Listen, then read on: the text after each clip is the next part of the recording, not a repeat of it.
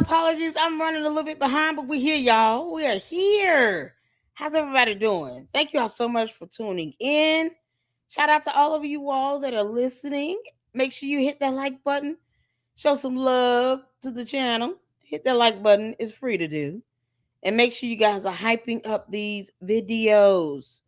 The more likes, the more views. The more hypes, the more views. And hopefully more subscribers. I appreciate you guys for supporting me here in the LLC and holding it down. Happy Friday. Y'all ready? Y'all, it's Friday. Thank God. Oh my God. I didn't have to push this one back too much. I'm so sorry for my lateness. You guys know I have a regular job, but I apologize for having you guys waiting. And we are here. We're down to get down with the boogie woogie. Get down with the boogie woogie woogie woogie. Oh, Lord have mercy. So we got to kick this off right. We got to do it right.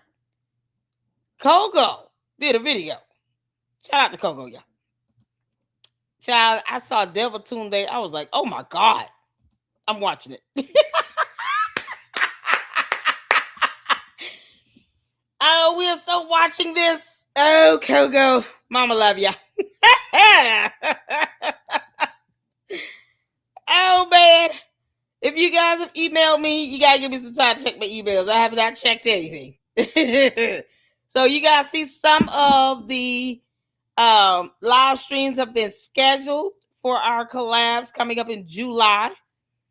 We got to schedule the one for Johnny Walker Dread. So far, you guys see we have a collab scheduled with Ryan Morrow, along with Edie Marie, a.k.a. Candyland Biker Babe 7000. I'm so excited. Oh my God, it's going to be so much fun. And then we're going to schedule the collab with Johnny Walker Dread. Well, I know we'll be discussing this Carmelo Anthony case, recap of that, and Rashad Ritchie. We're getting it in. I'm excited. Y'all excited? Hit the phone. Thank y'all so much. I appreciate all of you all. I'm still catching up on emails, so bear with me. I got to get the collab scheduled with Johnny Walker Dread, but we will get it in today. That way you guys can have it penciled down in advance and have it on your calendar. We got to kick this off with this Devil Tunde video. We got to do it. I heard Umar was running around here crying over Carmelo Anthony, but he doesn't take care of his own damn kids. Make it make sense. You can't make this stuff up. If you guys would like to support the channel, because Xfinity is $70 and StreamYard is stupid, by all means, Cash App, Supers, Zelle, however. Either way, hit that like button. It is free to do. Who wouldn't take the free option? It's free to hit that like button. We're about to have a little fun. So let's get to this. I want to go to Coco first. Coco, you do a great job with your editing. I don't know if you know that. So you guys, make sure you go over there and check out Coco. And Coco or Miss Coco, make sure you drop the link to your YouTube channel in the chat. Shout out to my fantastic mods so we can get you some support. They are mods here. I told y'all I have the best now. We get the best. I appreciate you all and your support. Thank y'all so much for tuning in. Francisca up in the house. Y'all better do what Francisca says. She say hit that like button. You hit that damn like button. We don't play no games. Francisca will go off on you from across the water. How you doing, honey? Shout out to the mods up in here, you all. Miss Coco is up in here. Make sure you drop the YouTube channel link in the chat. Show some love over there. Let me see here. Who else? Because I want to make sure. I know you have another video you did. That was fantastic. It gives a nice little compilation of Umar being a dumbass when it comes to his kids and not, being a good father, because he's not. Oh, and their 15-year anniversary. Happy anniversary to you all. How beautiful is that? Absolutely beautiful. So make sure you guys go check that out over on this 5th grade speech here. This video was awesome. This video was absolutely amazing. Umar Johnson's 5th grade graduation speech exposed by his daughter. You guys got to check that out. Let me drop the video link in the chat for that. You got to check it out because it gives a nice compilation and a contrast of his contradictions of not being in his daughter's life at all. And he knew that she was going to blast him out for that. He even knew it. You think he cared? But he got the audacity to cry over Carmelo Anthony. But you know, we all watched in the live stream last night. How many of you all saw the live stream last night? Hit the phone. Pulled up a case where a man by the last name Brown has 3 sons, and his oldest son took his life. What these advocates at trying to get justice for this father that lost his life at the hands of his own son? Where them advocates at? Where that minister of justice at? Where's Umar? Umar, you not gonna say anything about that black boy taking the life of his own daddy? And his dad was actually taking care of him. You not gonna say anything about that, Umar? Silence, I see. Oh, okay. Because you know you're hypocritical as it. Hey, hon, what's going on? Tavares up in here. Y'all, Tavares said y'all better keep hitting that like button, keep the views up, because otherwise Lady Luck Club will put Umar on a shelf. He will not tear up my analytics. The devil is a liar. Umar, you are not that special. I'm going to tell you this right now. You are not that special to me, you dumb Oompa Loompa. I will stop talking about his ass before he F's up my analytics. You will not. So make sure y'all hit that like button. Somebody's like, please, later, let's stop talking about it. If he messes up my analytics, mom's the word. Did I say that right, Francisca? Mom's the word. What's going on up in here, Sassy? You good? 10-1 love up in here. Y'all, everybody speak to everybody. I see y'all up in here. We're getting started.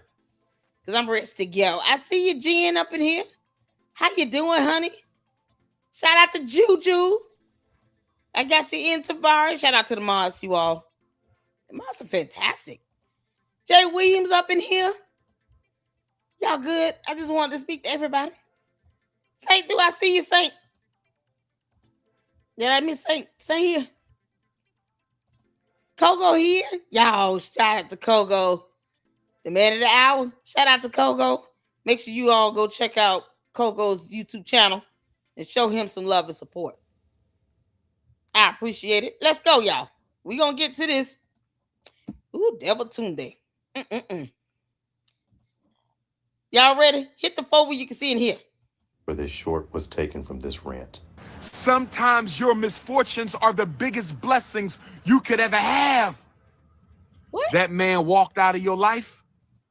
That might have been the best blessing you could have ever had. Your baby mom walked out of your life. That might have been the best blessing you could have ever had. You got fired from your job that you love so much. You loved your job with your ego. You loved your job with this mind. I want to so remind dumb. people that when Umar Johnson is live streaming from his phone, he is looking at himself.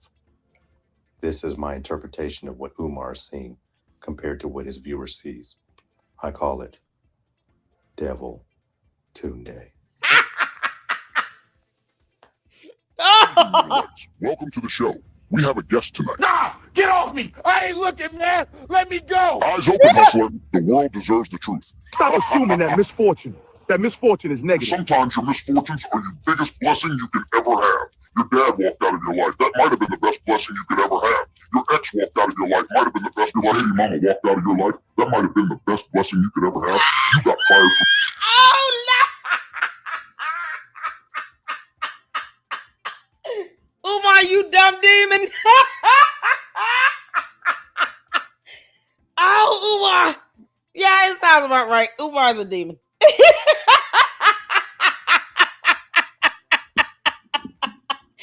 sitting here talking about your mom and dad walked out your life. That might be the best blessing. Umar, let me tell you something.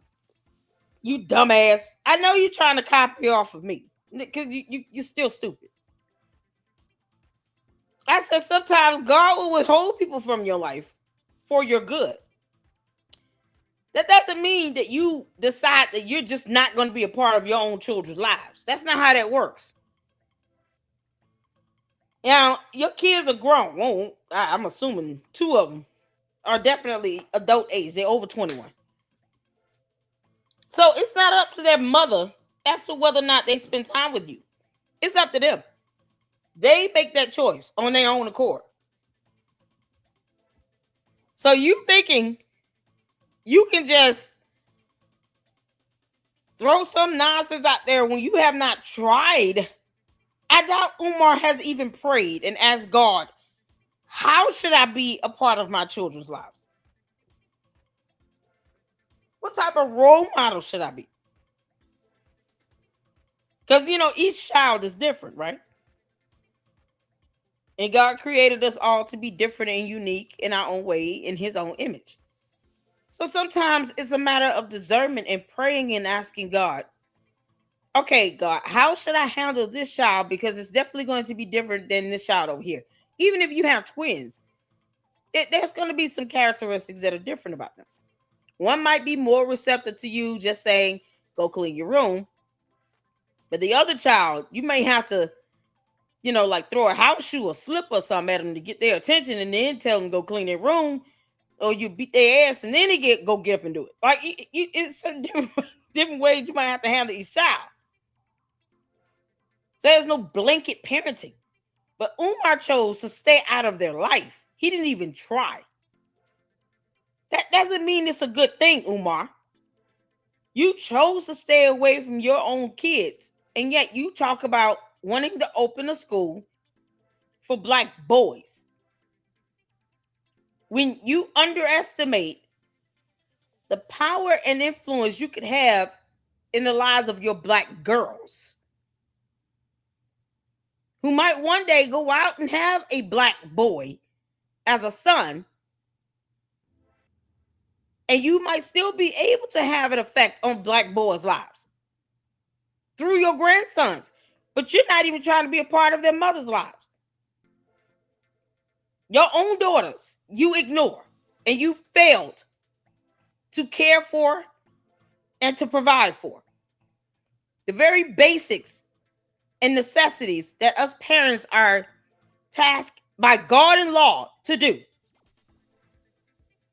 So, no, you don't get to say that, oh, perhaps you withheld from, because it's like you trying to tell your daughters, you know, me not being in your life was a good thing. You wouldn't know that. God told you that. Don't try to sit here and mock God in the scripture when it comes to something like that. That's what makes him so demonic and evil. Umar has never ever prayed and asked God, how should I handle this? Not one time has he came out and said, you know, I tried, but God wanted me to step back for a minute and then see what happens. But yet, I want to be in my kids' life. But he's not even trying to do that.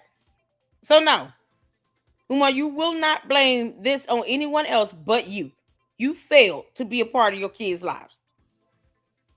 And he up here mocking parenthood like an idiot. Yeah, he looks like a whole demon. Your job that you love so much. Come on, You love your like job with your ego. You loved your job with this mind. You loved your ex with this mind, but your spirit needed something else, and so I did you a favor by ending that job, by ending that relationship, making you move to another country, because that's where I put your blessing. See, when we pray to God and ask for something, and let's just say there's something we ask for, something we need. Let's say that you were lucky enough to pray for something you actually needed, because most of us pray for things you don't need. Pray for something that you don't need, and you should never pray for something you are not ready to receive. So if you are one of the lucky Africans who only prays for things that they need and are ready to receive, we pray to God and ask for something, and let's just say that something we ask for is something we need. Let's say that you were lucky enough to pray for something you actually need. Umar. Do you need an example? I'm gonna give you an example, my dear brother. You praying for a good wife, but you're still a whore. I'm gonna give you an example. You want an example? I'm gonna give you an example. What do I mean by praying for something you need and not praying for something you're not ready to receive? I'm giving you that. You're praying for a better wife. You want a good wife. You're not ready to receive a good wife. Why are you praying for her now? God ain't gonna send her to you until you're ready to receive her. Because if God sends her to you and you dog her out, God may not send you another one. You understand what I'm saying? Yeah, he's standing on the sidewalk with his old dusty ass. I'm gonna get off here. I'll call you when I'm done with this sloppy scammer, okay? God sends her to you and you dog her out. Do you understand what I'm saying to you, Umar? Peace King, how are you? Park over there. We must pray when we are ready to receive. Don't pray for the wife right now if you know you're still a whore. Don't pray for the wife right now. You know you're still in love with your baby mama. Don't pray for the wife right now. You know you're still lazy. You're an alcoholic. You're suicidal. Don't pray for the wife until you're ready to receive the wife. Umar, crack is whack.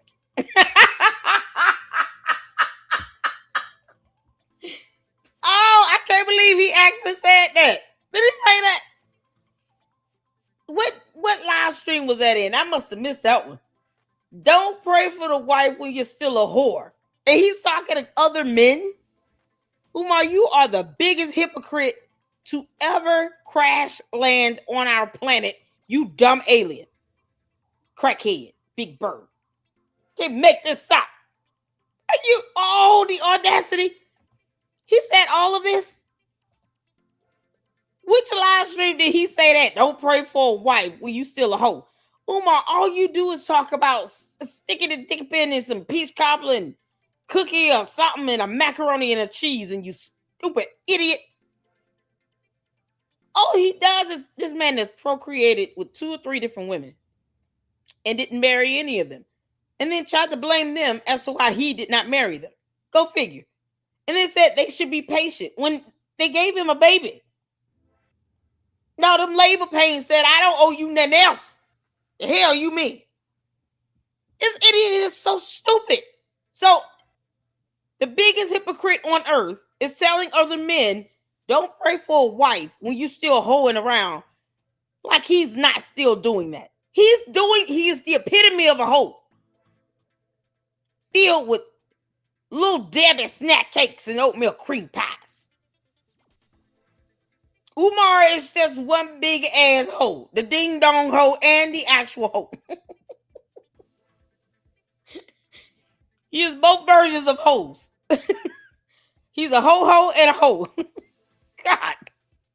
Pray for some money and you're not able to receive the money or handle the money. Why you pray for money that you're not ready to be responsible with? Fort Worth, Texas. I need some soul food. Phoenix, Arizona. I need some soul food. No, let me go. I can't. Ah! Detroit, Michigan. I need some soul food. Please, I can't look. Sacramento, California. I need some soul food. Chicago, Illinois. I need some soul food. Let me go. I need some soul food, New York City. I need some soul food. Yo, let me go. I said, let me go. Keep them open. Ah, they burn it. Stop. I ain't do nothing. FDMT, go over. Hear me? No, get off me. My eyes. Ah! Keep them open, Fro. Look at me. You owe them a good look at the truth.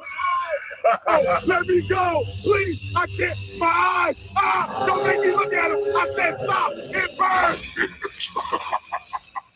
You can't make this up, Go.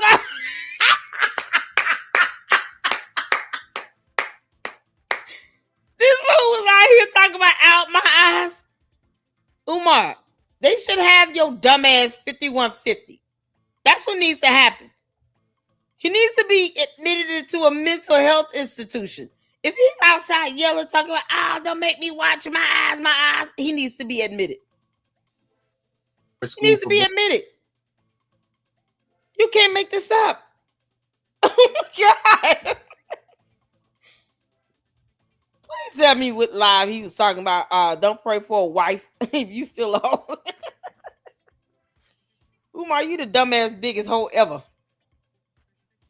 Jesus Christ. It's not even hard. Oh, God.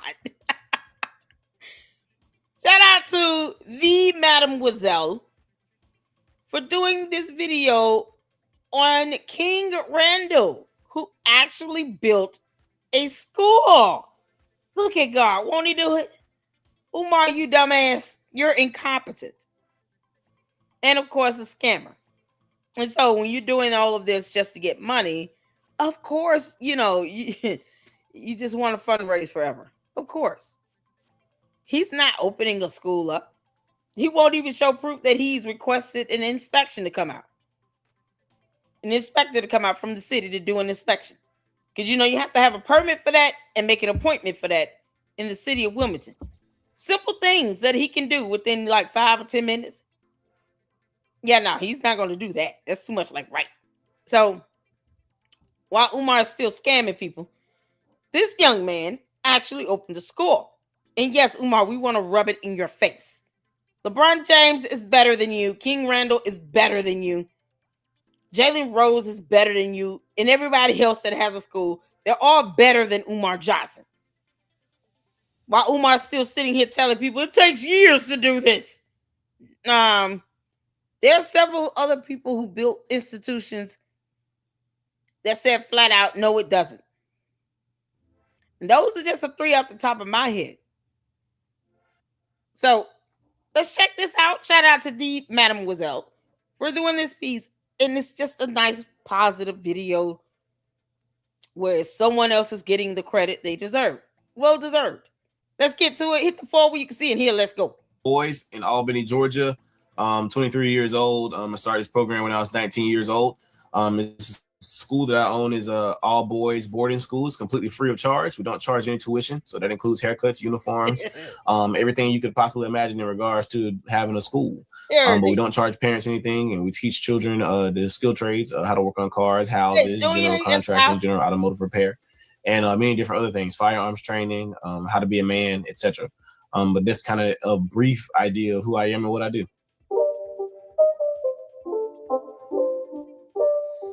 It's not a game, it's a rich thing.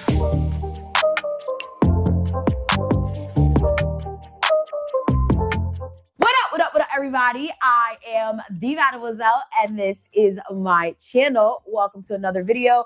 As you guys can tell by the title as well as the intro, we're going to be talking about King Randall, especially as it pertains to Dr. Umar and who Dr. Umar truly wants to be, because I think that this man truly does deserve his flowers, deserves more attention, and does deserve your donations. I recently posted my part 2 about Dr. Umar and why he will never open that school. And I ended up stumbling upon King Randall. Now, if you guys do not know who he is, he's from Georgia, and he basically did what Dr. Umar has said he's been wanting to do for years. He opened a black school for black boys, and he did it with limited funds. So as these teachers demand billions of dollars to run their school, my next guest, at just 22 years old, has been finding his own resources and donations in order to open a charter school for young black men in Atlanta. Just taking the power away from government, even though the government tried to shut you down. You had the superintendent down there in Atlanta that tried to get his cronies to shut you down. You have the power to go directly to the kids, have the parents to go directly to the kids through your school. Talk about it. Absolutely. Well, Lawrence, I've been working with children for the past 3 years. And when I began working with the children, seeing them not be able to read, seeing them not be able to write, I became alarmed. How are you able to fund the books or fund the education or the tools? And because you're doing a lot of stuff, but we know like stuff costs money. You know, do you have donors, or do you just, got the bag already? Or, if just for the viewers who may be interested. Sure. Yeah. All of our funds come from donors. We're completely donor funded. So if you see me posting on social media or anything, Instagram, Facebook, Twitter, whatever, we're advertising everywhere all the time for donors. We have an email list of people who, donate to our Amazon wish list, our Walmart wish list, etc. People donate to our program as much as possible. Even cryptocurrency, people donate to our program. So that's kind of how we fund everything. And, we're blessed to be able to fund our operations just off of donors. Does it get a little crunch time sometime? Absolutely. It gets a little tough. Sometimes we have slow months and sometimes we have bigger months, but that's just the name of the game. We got to keep pushing regardless. Aside from that, we have our fundraiser still going. Our program is still completely no government funds, no government grants. It's completely people funded. Everything that y'all see, our full-time staff, the vans we have, the new electrical panels, the flooring, the ceiling tile, you all funded it all. And we appreciate all the support that you've been giving over the past 6.5 years. We've been running this whole time. I mean, we even ran out of my grandmama's house at one point. But I appreciate y'all so much. Please look at the link in my bio to continue giving to the Extra Voice program. Thank y'all so much. One of the reasons I really wanted to cover this is because I know a lot of you guys did not watch my entire video, which shame on you. You must not fuck with me. That's fine. But in that video, we did cover King Randall, and I found his story so inspiring. But most importantly, I found it crazy that he was able to accomplish what Dr. Umar claims he wants to accomplish, was scammed by Dr. Umar, and then Dr. Umar be out here trying to say that he was the inspiration or the blueprint or trying to basically take credit for the boys' work. And that's not okay. I also find it crazy that a lot of us like to normalize and honestly put bullshit on a pedestal. Meanwhile, there's plenty of people out here doing the work, okay? It's just unfortunate that a lot of these people do not get that much attention. This man should be on every major platform the way Dr. Umar is. He actually is doing something. He has the proof. He posts receipts and everything in between. I've always been, very transparent about that. If we actually Eric, who you talking to? I want to be very clear. Why I say so? Because they love to get my attention. Who I will watch it, but you sounds like an with the letter S at the end of sound. You sounds like an idiot. Who? Don't block them. Who? Speak up, Eric. Eric the Red Racing. Come on. Don't block him. Let him answer. Come on, Eric the Red Racing. Red Racing what? Car, train? Racing what? Bikes? Your username sounds incomplete. Eric. Oh, God. Y'all. Unblock him if you can. Please unblock him. I want him to answer. He said you sounds like an idiot. You sounds like an idiot. Why is sounds plural? Why is there an S at the end of the word sound? You is singular. Boy, ELA today is just whoo child. Eric, how old are you? Is it the bots or what? Good God. I hate reading broken English like this when you're talking about how someone else sound without the letter S. You sound stupid. You see how that goes? I don't have to add the letter S to the word sound. That is not grammatically correct, especially when the pronoun is in singular and not plural version. So who are you referring to? You will watch it. I will watch what? My video or the Mademoiselle? You can't make this stuff up. And they actually think they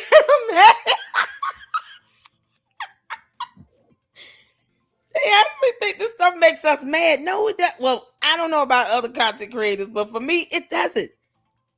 Because see here. We are in the YouTube mansions. Eric the Red Racing. And yes, we are better than you.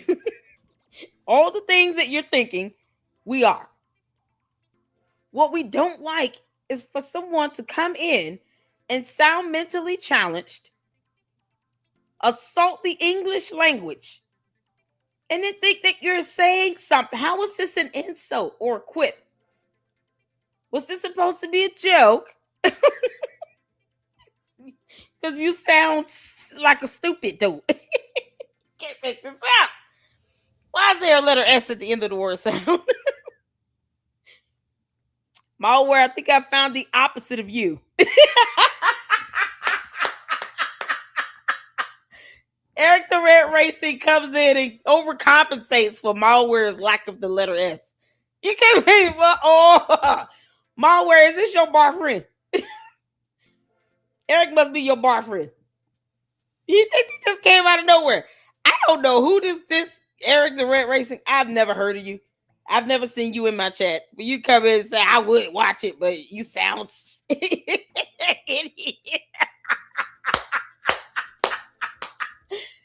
You've got to be Malware's boyfriend. You're trying to overcompensate for her lack of the use of the letter S. Bless your heart. You're so precious. Oh, Malware, tell your boyfriend go sit down somewhere.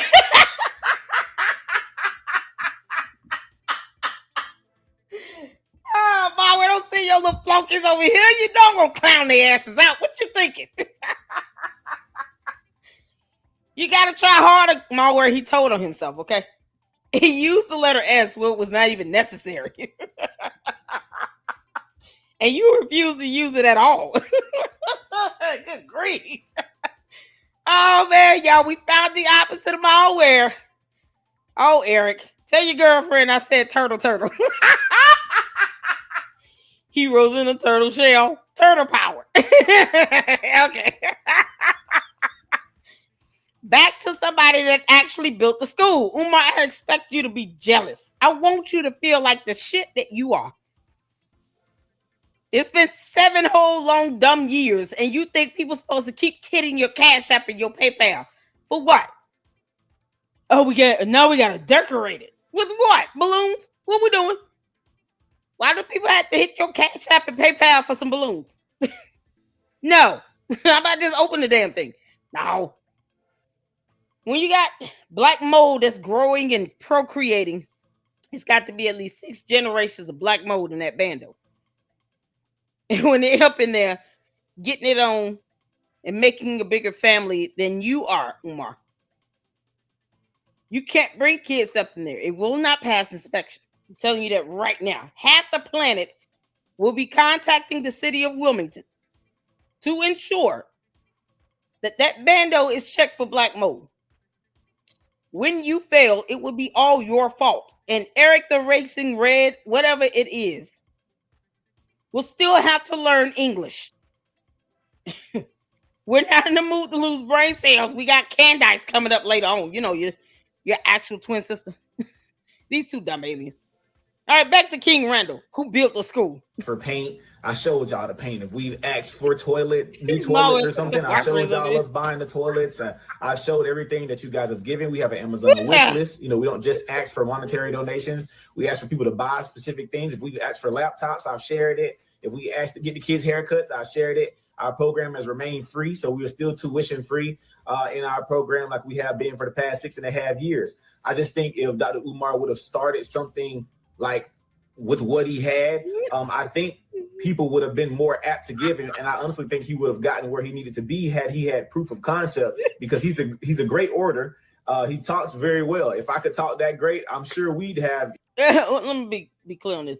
This is one thing I wholeheartedly disagree with. Umar is not an orator. He's a yeller. I mean, he could stand there and just say yodelay, yodelay, yodelay, yee-hoo, and it would be the same shit. Just a bunch of nothing. I don't care if you don't have a point to prove. If you're using words that have 3 and 4 syllables in it, I could care less about any of that. Especially when you're a hypocrite. Telling people to not pray for a wife when you're still a hoe. And Umar is the biggest hoe that still butchers the word Pan-Africanism with the letter K and not C. It's got to be hypocrisy on steroids.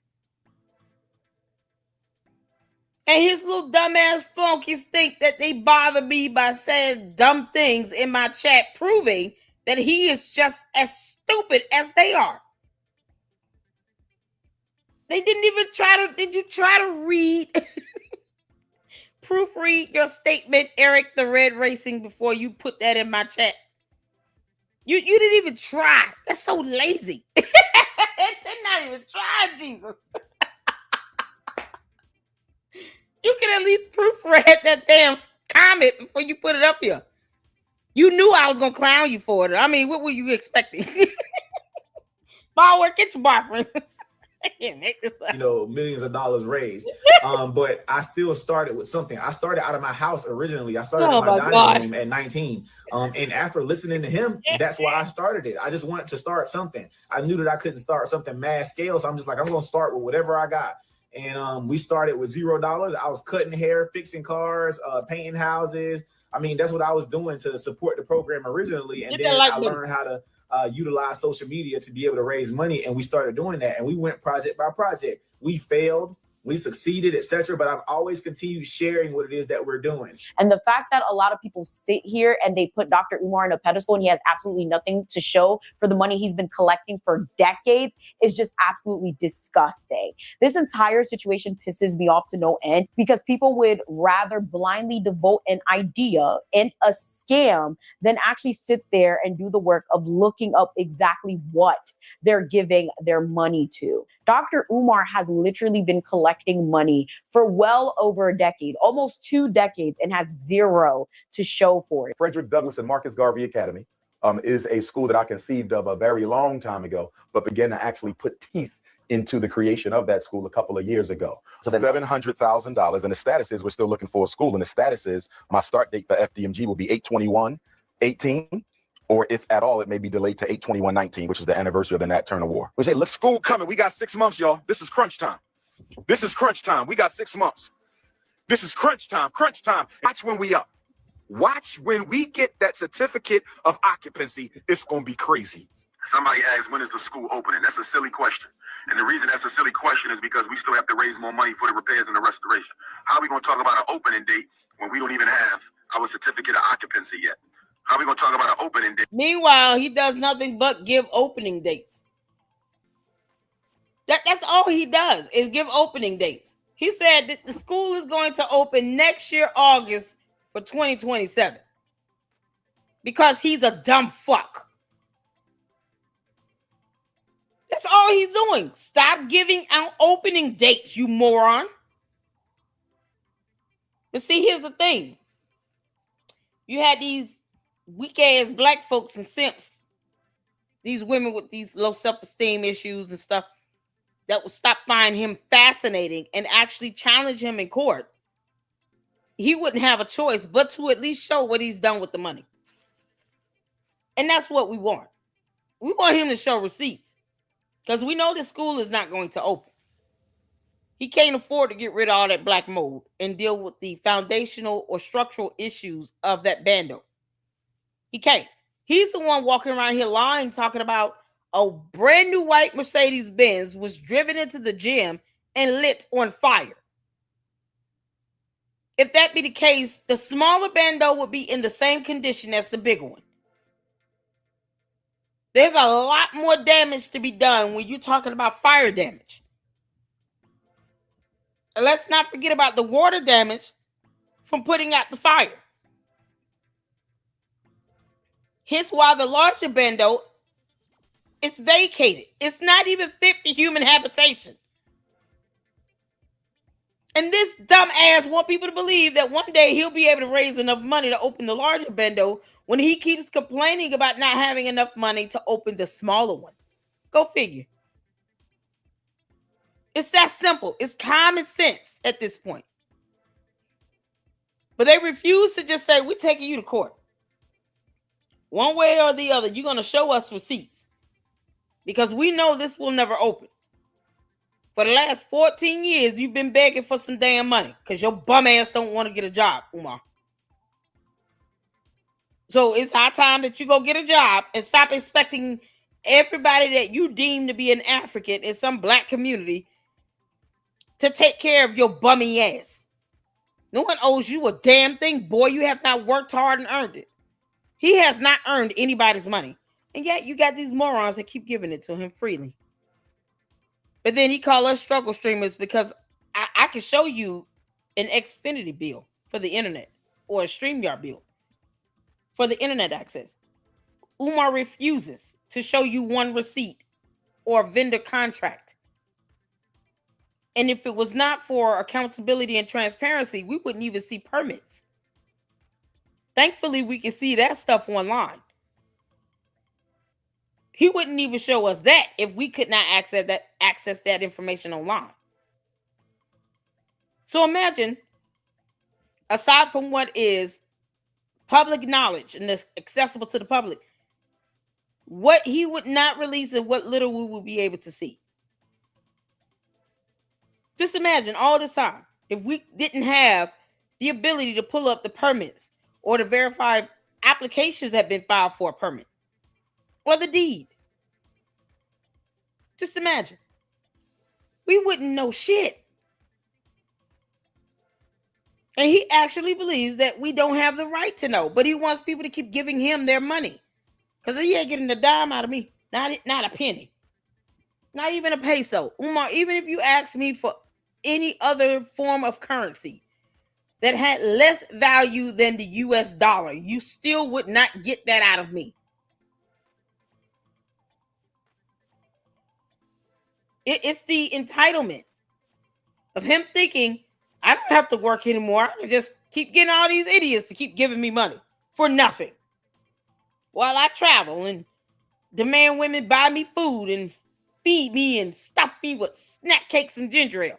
Like, it's so stupid. And yet he gets an attitude when people ask about the status of it because he knows he's not going to open it. He has an anger problem. And he needs to be 5150 at this point because Umar has lost his mind. He's lost his mind. He snapped. and all these grown-ass men, these dumbass simps that keep platforming him, refuse to just tell him the truth. We go cut off any other financial supply and not invite you to our show if you're going to keep lying like this and you can't say anything about this school. There are 9 ways to skin a cat. So even if they just stop giving the money, you got these podcasters that have the ability to say, we're not platforming you until you produce receipts. You can't do that. You can't come over here. And watch how fast people start putting him on the X list.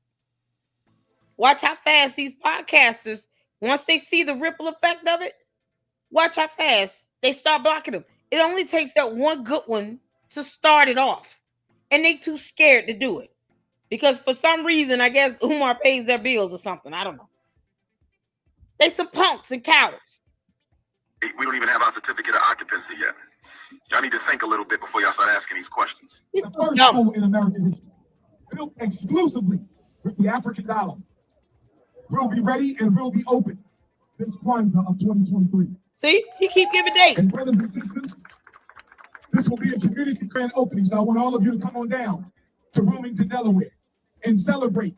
And what we did as African people by ourselves, we have to stop the handouts. In honor of Frederick Douglass, today, brothers and sisters, Black History Month 2023, we just made history. The board covers on the windows are off, brothers and sisters. We have taken the boards off your windows. It's not a good Garvey day. It's a great Garvey day. Who ready to see the windows? Who ready to see the FDMG windows? Because the haters said we didn't have the windows. We've always had windows. Every window had glass windows. We just kept them protected until it was time to open up the school, brothers and sisters. Tap in. Who want to go live with the Prince? We had FDMG. We getting ready for the grand opening. 2024 is the year FDMG. 2024 is the year FDMG. First day of the Pan-African fast. I'm giving all the food to God today. But you got to be opening the doors where students can start. Well, we got to get a certificate of occupancy. I can't answer that. You feel me? That see, it's always something holding me. If we had it right now, I'm confident we can start August, not this year because you only got a few months, but of 2027. You feel me? But the question becomes, here we go again. We're completely done. How long before you give us our paper so we can start planning for the children? And I can't answer that. Meanwhile, you have people that have opened what paper? What paper? Because you know whatever inspection occurs, Vector, you have to actually apply for a permit for an inspection and make an appointment with the city to do an inspection. Where's the proof that Umar has done either of those two things? Because Vector said he's a saint. Yo, it's not that I don't love you guys coming over here, but boy, these Umar Tardians or something else. I'd rather enjoy mocking them a little bit. Oh my God. They're like easy pickings. You gotta make this make sense. He's a saint and he will open up. Tell him to tell you the URL for the website for the school. Where's the website for the school for FDMG? I want the link to FDMG's website. Where is it? Vector? Don't block them, y'all. Vector Films, give me the website link for FDMG. How you opening up a school? You don't even have a website. How would kids even apply? Give me the website. Because, you know, you think he would take that money you all keep putting in his pocket and create a website, right? And buy a domain? Because that's simple. He said he has a team of people around him. He told Jamar this, 2-3 years ago. We already got all of that. Our issue is the money. We need the money. Okay. So who handles the website? Come on, Vector. Don't be shy now. Damn it. Who handles the damn website? Where's the school bus? Because the bus we saw is busted up. Can you send me a list of staff that he's hired that are getting certificates, they're getting trained, they'll be ready to start teaching next year, August? How's he going to pay their salaries? What's the name of the insurance plan that they have for the bando? Because the bandos have to be insured. What's the name of the insurance company? Who holds the policy? Oh, I could do this all day. I am Captain America. What's the vendor for the cafeteria food? How the kids gonna eat? I didn't see not one refrigerator, a stove, an oven, or nothing. What, y'all just gonna buy them McDonald's every day? How does it gonna go? Don't tell me y'all bum asses gonna go up there and make these kids bologna sandwiches and chips. That's not a meal. So you will not be accredited. And you're gonna charge how much per month in tuition? So nobody's serving on the board of directors. Who's this board of directors he claims he has? Oh, can you tell him to file his taxes? I'm waiting. 2025 taxes for FDFG have not been uploaded. Where the hell they at? Well, what I tell you all? I'm Captain America. I can do this all day. What are 2025 tax filings? I'm waiting on Vector. Vector, Vector, you told me you had it all in.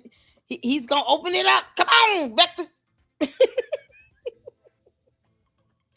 Because they always leave dumbass comments and then they get the hell out of here because they scared and they cowards and punks like Umar is. They're a punk.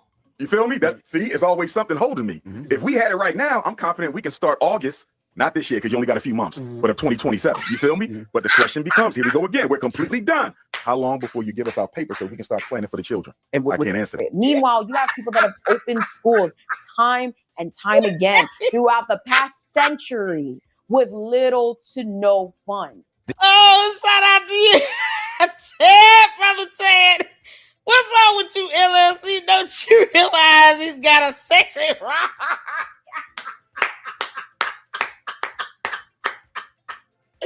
Thank you for the $4.99 super.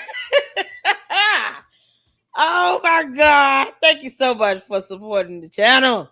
I appreciate it. It is an absolute blessing. Y'all just make sure y'all hitting that like button and hype this stuff up because it better get 1,000 views. I ain't playing. Oh my God. Brother Ted said, you got a sacred rock. What's wrong with you?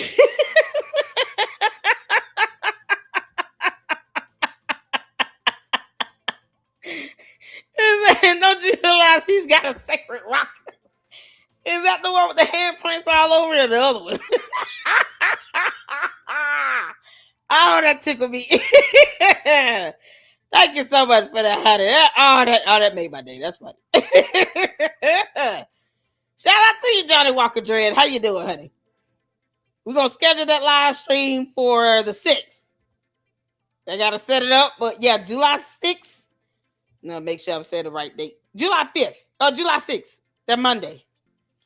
July 6th. We're going to have Johnny Walker on. We're going to talk about Carmelo Anthony, Rashad Richie, and make everybody mad, I guess. I don't know. Can't make this out. Oh, we speak the truth up in here. Oh, my gosh. Shout out to you, Brother Ted. Thank you so much for that. I appreciate your support. Let's get back to it, y'all. Oh, that was funny. This Black woman opened her own school with only $5,000. Marva Collins worked within the Chicago school system for 14 years. She concluded that the system was broken and didn't help the students excel. So Collins took $5,000 of her own money and opened the West Side Preparatory School in Chicago. She believed that no one should rule any child out of the educational picture. She stressed the idea of using education to better the lives of her people. She was dedicated to educating the children of Chicago. After only a year of opening her school, her students' test scores were significantly higher than they tested the year prior.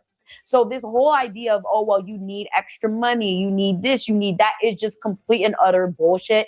And I need people to understand that. Not only did I want to shed light and give some attention to King Randall, I also wanted to have this conversation about grifters and scammers in our community and how easy it is to get away with shit when you speak well. A lot of people like to talk about clout and pretty privilege and all these other things that give certain people the upper hand, but a lot of people don't understand how how much you can get away with if you speak very well. Mind you, I'm not exempt from this. I'm not the prettiest girl in the world, but I do definitely benefit from pretty privilege. I get a lot of things just from smiling and standing there and looking pretty. I have a broadcast journalism and a public relations degree. I speak very well. A majority of my videos are done in one shot, and I know how to put things together to convey a certain type of message or get or solicit a certain type of response. Speaking well will get you very, very far. Which sidebar, that's why I never understand why people try to like downplay the idea that a lot of these kids cannot read, write, tell time, etc. Because being articulate, being able to handle yourself, okay, being able to speak well will get you very, very far. Look at Dr. Umar, the scammer. Imagine what he would do, okay? Imagine what he could do if he actually had good intentions. Of course, just like last time, trigger warning, okay? There's a lot of things that he says that will genuinely offend a lot of people. Also understand that I understand, okay? Especially because I'm educated, this man sounds like a fucking lunatic. However, for a lot of people who are uneducated, unaware, and have not seen anybody speak as charismatic as Dr. Umar, this is actually good to them, right? This is somebody that is standing up for Black people, standing up for Blackness, etc. However, those of us who already know. Again, please go watch part 1 and 2 of my breakdown of Dr. Umar. But all of this to say, like, it's actually kind of crazy because there's a complete difference from the way he and a real Black person trying to make change speaks, King Randall and many other, educated Black people speak. Like, even though he is educated, yes, we know. Again, I talked all about the whole dissertation and him having a doctorate and everything. I know a lot of people are like, oh, well, he's not a real doctor, whatever. I found the dissertation, therefore, hey, I'm just going to continue to call him a doctor until I believe otherwise or see things that tell me that he is not. But in a general sense, it's very interesting because it's like, I realize watching this right now, right? I realize doing all of this that, yeah, this is exactly why I never trusted him. The way he speaks is just weird. It angers my spirit. I don't like hatred being spewed, no matter what your personal beliefs are. It's one thing to have an unpopular opinion and offend people, and another thing to be blatantly homophobic, racist, etc., and everything else down the list just to prove a point and spread your beliefs. But completely aware that he sounds insanely ignorant and that the rhetoric is very disturbing to some. What I also find interesting, especially with people who speak like this and believe like this, is they sit there like the white man this, the white man's education, etc. But these niggas got bachelors, masters, and doctorates. So what are we actually talking about here? Y'all keep talking about white man education, but you have a white man doctorate, a white man master's, a white man. We need to pick a problem. If we're going to sit there and be like, oh, I rebuke the white man in the name of Jesus Christ, then we need to just, I personally, I never thought that way. I think it's ignorant. I think it's problematic, especially as someone that is supposed to have a high intellectual value. It just doesn't make sense to me. Yes, let's move on. Whenever you want to miseducate a population, special education becomes the direct route. And there's no population in America that is as marginalized as the Black boy or the Black male. And in fact, in my position, there are basically 5 stages of extermination that this society has developed to deal effectively with Black men. The first stage is miseducation, the school itself.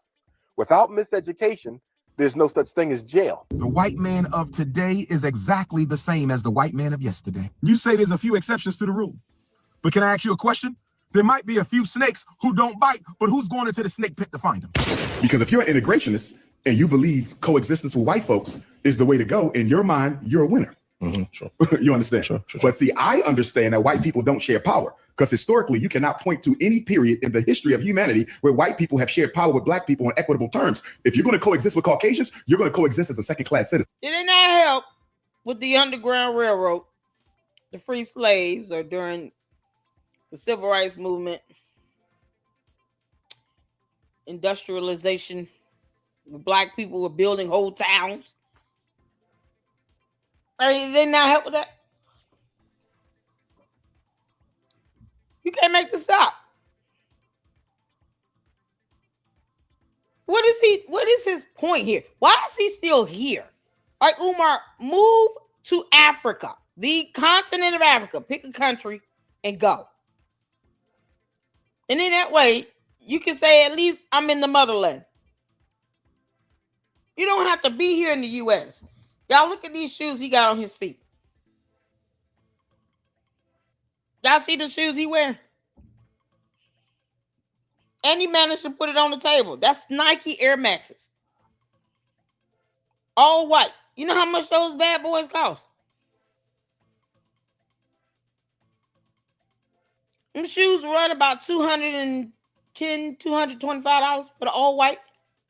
Probably a little bit more.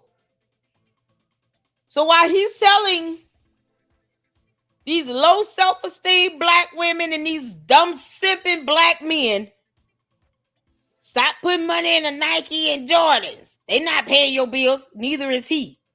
But look how his dumbass got on these damn all white Nike Air Maxes, the 95s. Lord have mercy. Over $200 pair of sneakers on his feet.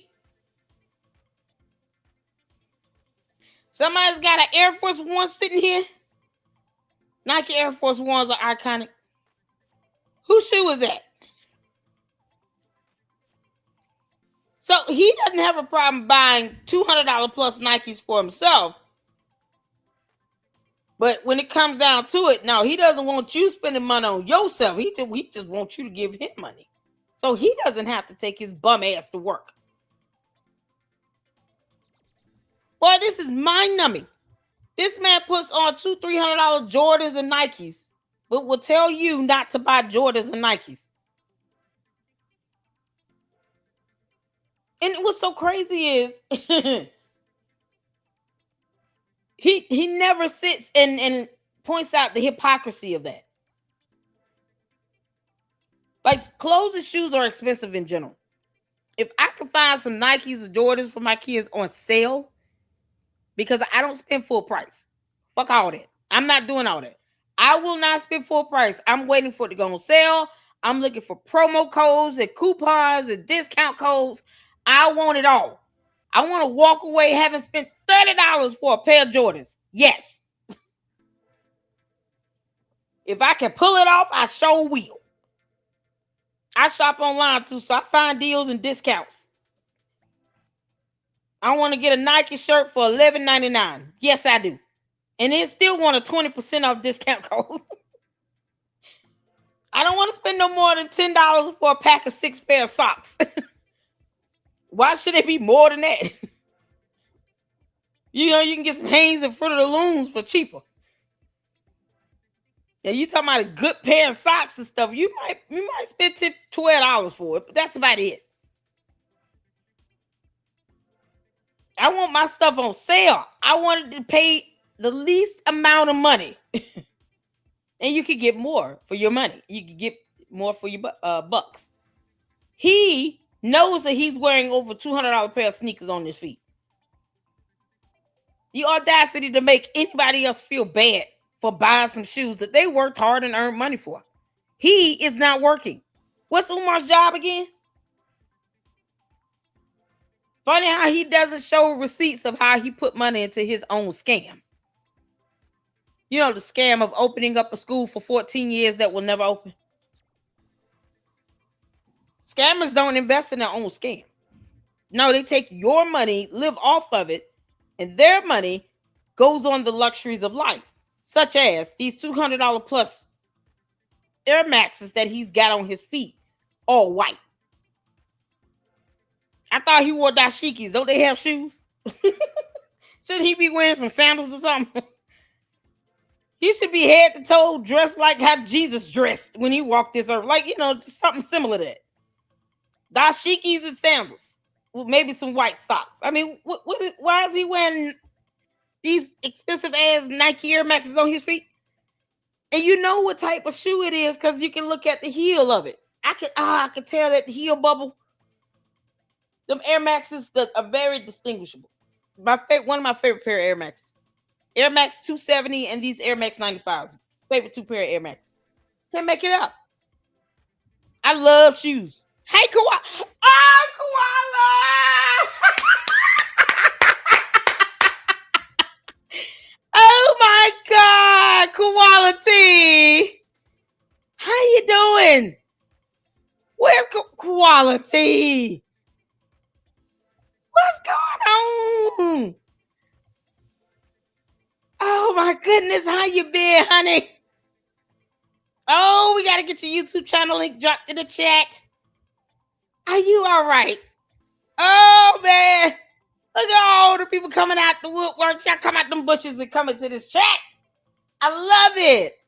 Shout out to you. Oh, I'm so excited.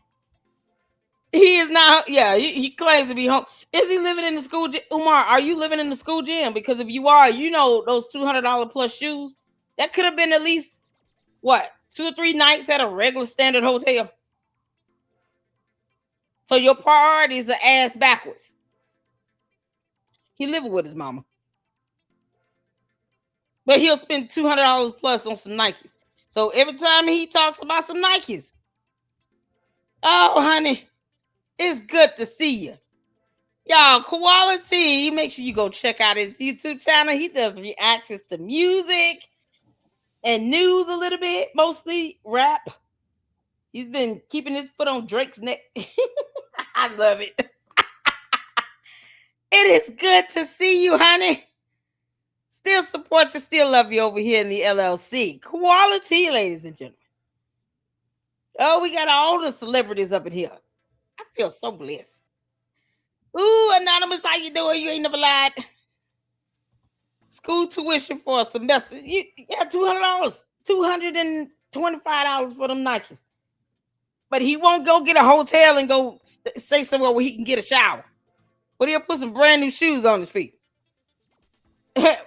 Unless he had one of his little dingy-head girlfriends pay for it.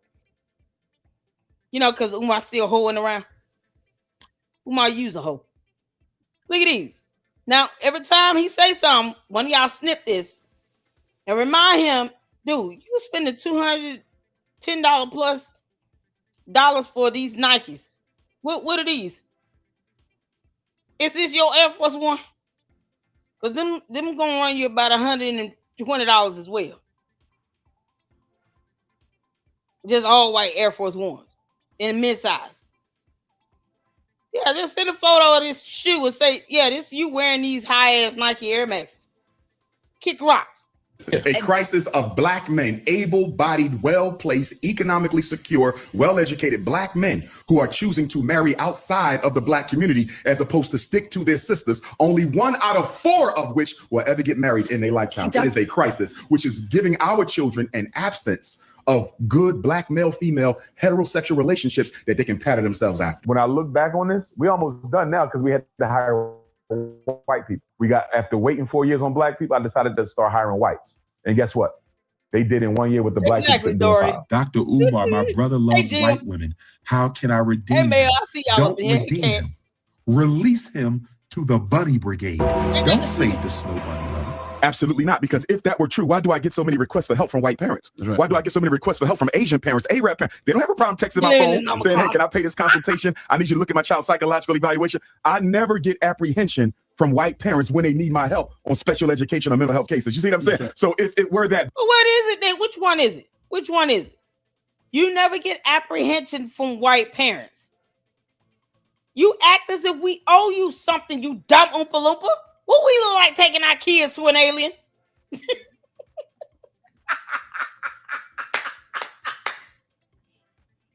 He professed to have been knocked out by an alien at 8, 9 years old. Umar, I got a question. I have a question. Let me pull it up. Because, maybe I'm confused here. All right. Perhaps I'm confused. Okay. I'm just saying. Right? Perhaps I'm confused. Umar, didn't you say, hold on a second. Umar, didn't you say this happened to you when you were a child? Ain't this you? How you getting your ass handed to you by the Sandman?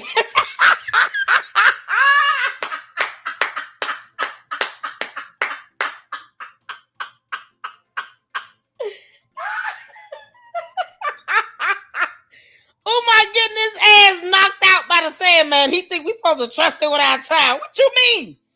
You said that the Sandman, this yellow alien, came and knocked you out when you were 9 years old because you didn't want to go to bed. This is our artistic creativity at work here in the Lady Luck Club. Shout out to the Luxes that sit this. Who said that? Miss Coco or Coco? Or was it X-Files or No Reply? Which one of y'all said this? Juju? One of y'all said this?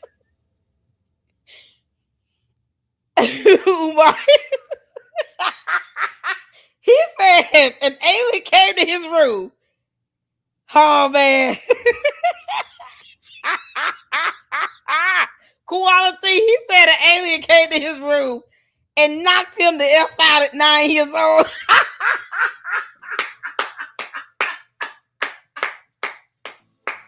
Because he didn't want to go to bed. Umar, the hell you think?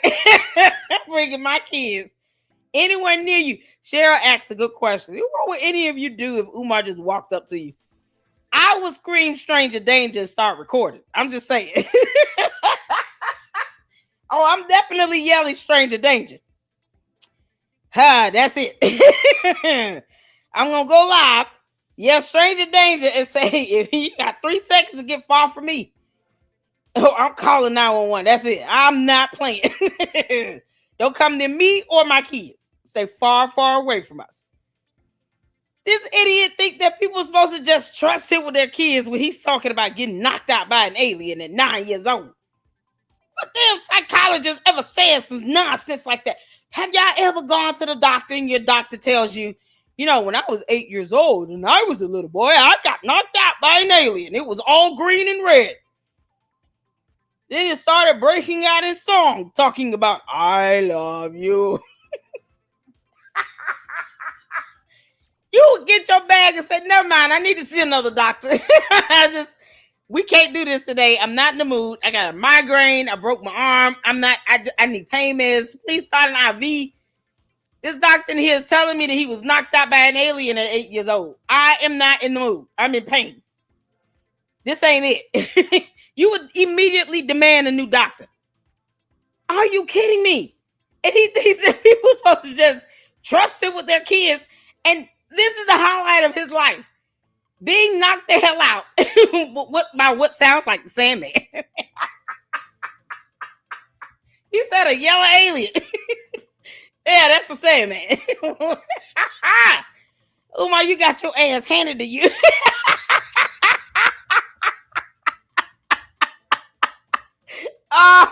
Oh, it's like masters of art right here, boy. Oh, the Luxes, you guys are awesome. I love you all so much. Oh, the Luxes are on point. Y'all have no idea how fire these thumbnails are. This was a whole thumbnail. Got your ass knocked out by Sandman. You see talking about white people have no problem trusting me with their kids. Have they seen this photo? Did they see the video where you admitted some all yellow, golden, glowing looking alien came to your room and knocked you the hell out? And somehow you were able to go tell your mommy and daddy about it. You can't make this shit up. Your mama said, I told you go to bed, boy. Now you about to get knocked out by something else. It's called the belt. So you going to bed or I'm going to beat your ass? Which one is it going to be? You can't make this up. Ain't nobody, listen here. He still tell the story like it's real. Umar, if you being visited by aliens, they should have had your behind confided to somewhere. You should be in isolation. We don't know what that alien gave you. We're not in the mood. They should have isolated your ass and took you off to a different country. Put you low down in a bunker about 60 feet underneath the earth. They should be running tests on you. Who am I so stupid? His ass should be 60 feet underneath the earth, being pricked and probed and asked, can you spell this word here? It's apple.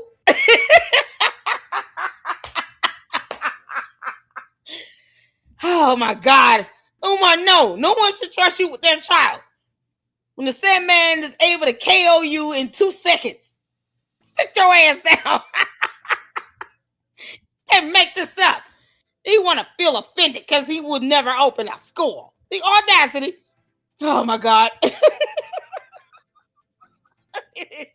Bad, I would assume they would not be reaching out to me. They have no issue reaching out to me. You think people can be born gay? No, I don't. And there's no conclusive evidence to that. You know, a lot of gay people say they were born that way. They said that, you're saying a lot of murderers say they were born murderers. A lot of pedophiles say they were born pedophiles. So if we're going to say there's a gay gene, we're going to have to open up the conversation and say that this gene, which means if I molest children, I shouldn't go to jail because after all, it was in my DNA. To pay attention to the clear difference in man that King Randall is. A lot of parents say absolutely not, because if that were true, why do I get so many requests for help from white parents? Right. Why do I get so many requests for help from Asian parents, Arab parents? They don't have a problem texting my phone saying, hey, can I pay this consultation? I need you to look at my child's psychological evaluation. I never get apprehension from white parents when they need my help on special education or mental health cases. You see what I'm saying? So if it were that bad, I would assume they would not be reaching out to me. They have no issue reaching out to me. Do you think people can be born gay? No, I don't. And there's no conclusive evidence to that point. Wow, you know, a lot of gay people say they were born that way. They said that, you're saying a lot of murderers say they were born murderers. A lot of pedophiles say they were born pedophiles. So if we're going to say there's a gay gene, we're going to have to open up the conversation and say that this gene, which means if I molest children, I shouldn't go to jail because after all, it was in my DNA. To pay attention to the clear difference in man that King Randall is at such a young age versus Dr. Umar. The rhetoric, the morals, the ideologies, delivery, yet this is what people choose to support. Let's get into the realness. We got a lot of moms also that have fathers that do want to be dads, but they're so vindictive and bitter with the dad that they'd rather their son fail than have the father in the child's life. Are you serious? I'm dead serious. I've had conversations with moms. I'm like, where the daddy at? I'll make contact with the dad. Dad say, I live in North Carolina or I live in this city, but she never wanted me. They'd have moved on, got kids of their own with their new wife or whatever like that. She never want me to see him. I'm like, mama, send that boy to go stay with his daddy. He don't need the Extra Boys program. He needs his dad. Send him with his father. What are you doing besides sitting up here complaining about you doing it by yourself? It's like moms have this new thing now where they proud. It's like they have to say, I'm doing it all by myself and I'm trying and I love my child and putting them on Facebook and pretending you was a parent at graduation and they turned out to be some terrible person because you was too proud to keep their father in their life. I've run into that so many times. Just send the child to stay with his father. You don't need him. You don't need to be trying to raise him by yourself. Send him with his dad because he needs his actual father. He don't need somebody trying to get to play father. He needs his real father. But because they are so bitter and the court system, which I hate, benefits mothers more than fathers who want to be dads. It hurts kids. It hurts children. We have 25 students right now. We're operating after school. They operate 5 days a week. The program is still free. We pick them up from school every day. Not only we pick them up, we also feed them. Some of the kids only get meals at school, and we want to aid the school system. I know sometimes people have a lot to say about our school system, and even though they have their flaws, we could also be helping as well. It's many of us are fussing about, oh, the kids can't read at the school system. Okay, well, can we back them up? I take the blame for that. I take the blame for our kids not knowing how to read. So if I take the blame, it makes me want to get up and actually do something myself versus complaining. You're gonna get married, you're gonna have a wife, you're gonna have your own house, you're gonna have to do stuff for yourself one day, you gotta do stuff for your wife, and to be able to do that, you need an at-home toolkit. Everybody says sometimes people have bad days, but we don't catch no attitude. We as men keep our bearing. You understand that? You want to check off stuff on your list because we as husbands sometimes will forget things from the store and we go home and get fussed at by our wife. You understand that? Yes, sir. What's a screw? Okay, yeah, you got to screw it in, right? And what do we do with a nail? Notice he said you got to learn how to keep your bearing. That's how you teach kids to maintain their cool. Teach kids to maintain self-control, to maintain some restraint. Otherwise, your kids will be out here stabbing someone in the chest because they got a shoving. And then you have all these people out here talking about, oh, he was acting in self-defense when he was not. And then they get mad when they realize he lied the whole time because he was lying. All because of a failure to be held accountable and to maintain self-control and restraint. Keep your cool. Pick your battles. Everything is not always a matter of knuck if you buck mode. You're on level 1000 right now. Why? I taught my kids, it's like the boy who cried wolf. He went out. Every time something happened, he went out crying. It was a wolf, it's a wolf, it was a wolf. People got sick of that. And then when the actual wolf showed up, no one believed them because they got tired of him going out, gaslighting them, and lying to them about being, having wolves around when there were no wolves. And when the wolves actually showed up, no one believed them. So the wolves whooped his ass, and that was it. That's how I taught my kids that story. I said, and one day the wolves came out for real and whooped his ass, and he was screaming, "The wolves are here! Wolves are here!" And everybody was like, "I'm staying in bed. I'm not getting up. I'm tired of his ass." And then he got his ass whooped by the wolves. Rightfully so, because he got on everybody's nerve about lying over it. More of the story is you don't always have to be on level 1000. It's not worth it. Learn how to bring down the energy. And sometimes it's best to walk away because you don't know how far people are willing to go. You being a hothead, and then you get some unexpected strike leads to what? One in jail, one dead. Not worth it. That's the lesson that you have. More men out here that should be teaching young men. Period. Doesn't matter what race you are. Teaching young men in general. Learn how to calm your ass down. Go sit down and chill. Don't blow up on every situation.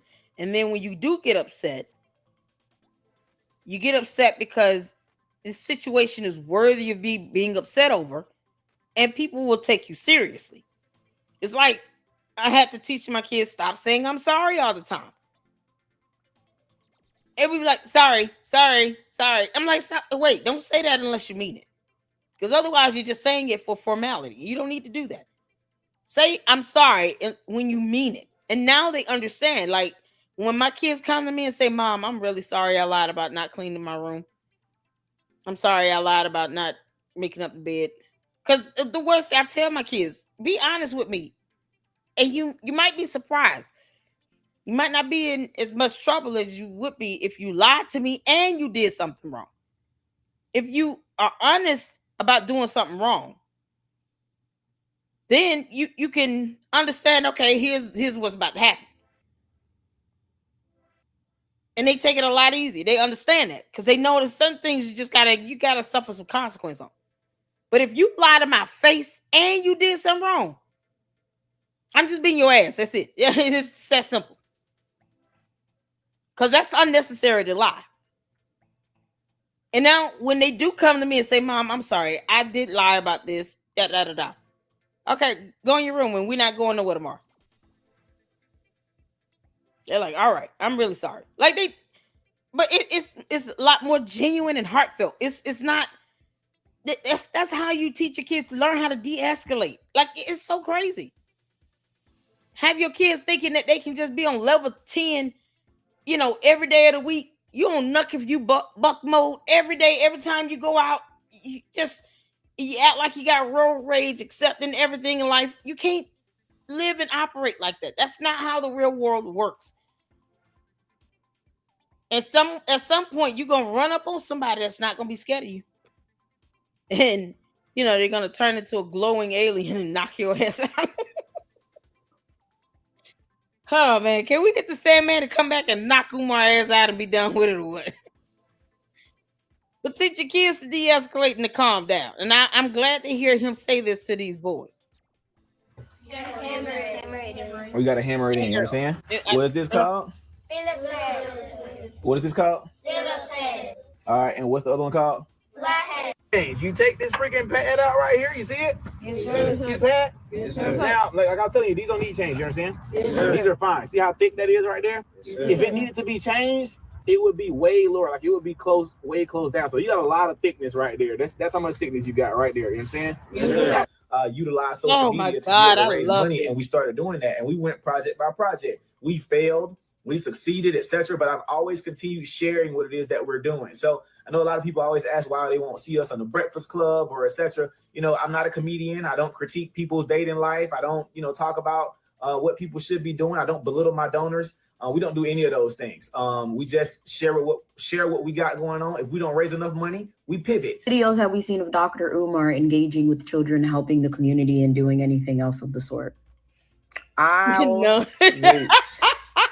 I haven't seen one video like that. He called the Just police saying. on the kid. Also, in regards to him scamming, Then Umar called. There's that video where Umar called the police on these kids. He said, "I'm gonna call the police because he told them to get off the property that's supposed to be over there." And he said, "I'm gonna call the police now." One of them said, "Call them."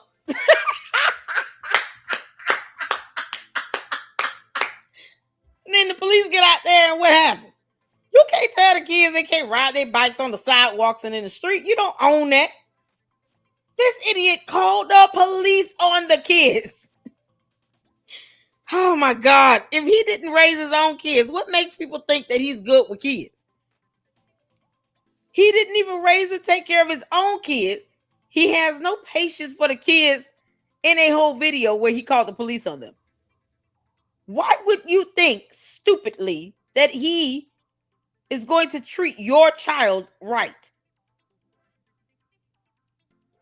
It's ridiculous. Umar's an idiot.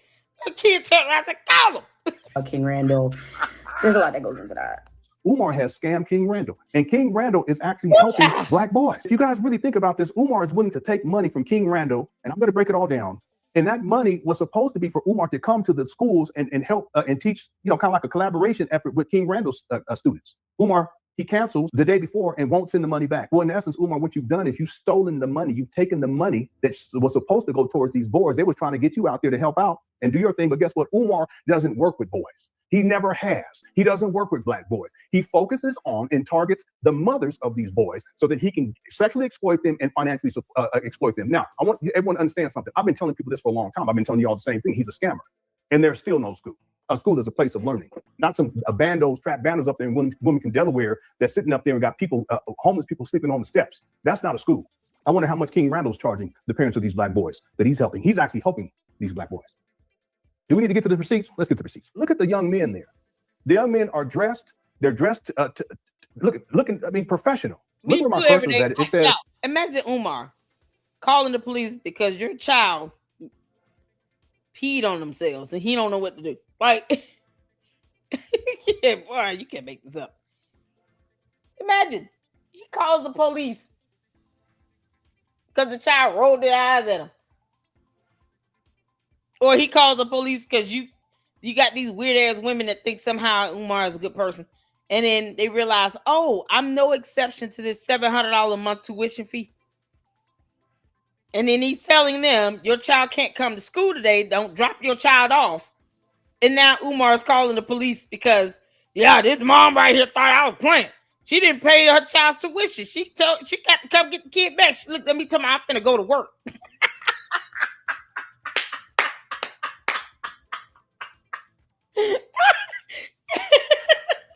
The mama hops in the car and drives off. I gotta go to work. Bye, baby. I'll see you later. And you got Umar running after the car, telling me, "Oh, you gave me my money."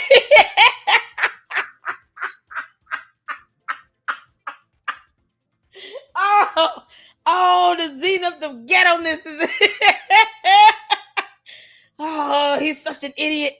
Oh, imagine Umar running and chasing after this mama driving away for leaving her son at that school, knowing damn well she ain't paid tuition in 2 months. He gonna call the cops on her. I'm gonna call the police up here. You got to pay my money and come get your son. Yeah, okay. Good luck to that. Umar out there chasing down. He out there chasing down parents. I'm like, when you gonna pay? Hey, I know you ain't paid yet. When you gonna pay? Or you gonna have to come visit me in this powder room. Bitch, I'm going to work. I'm a nurse.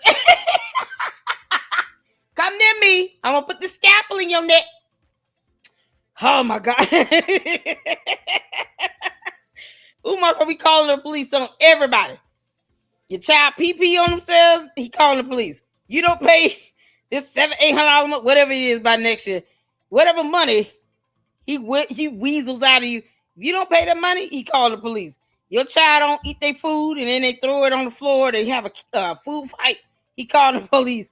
Your child sit here and say he ugly, and he stank, and he smells like he need a whole bath. He called the police.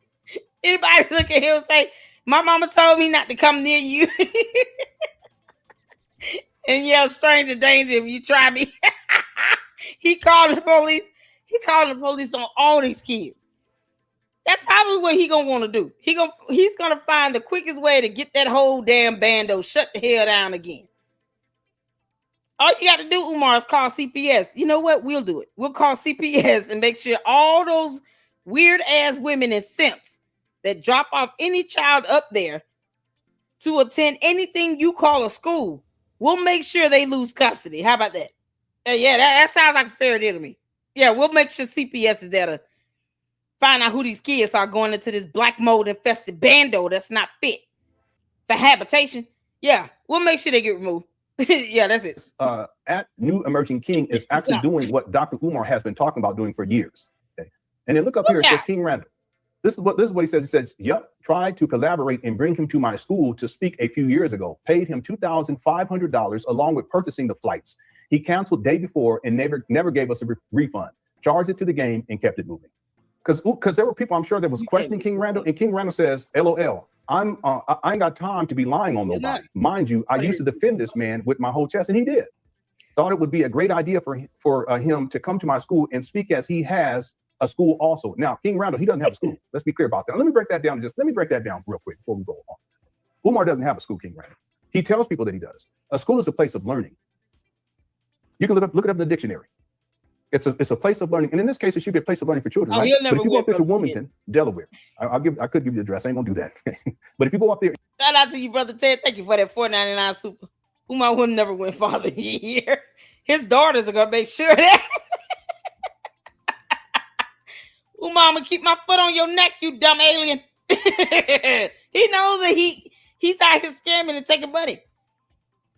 He knows it, but not now. Father to anything. Now, on his home planet, that might be a thought.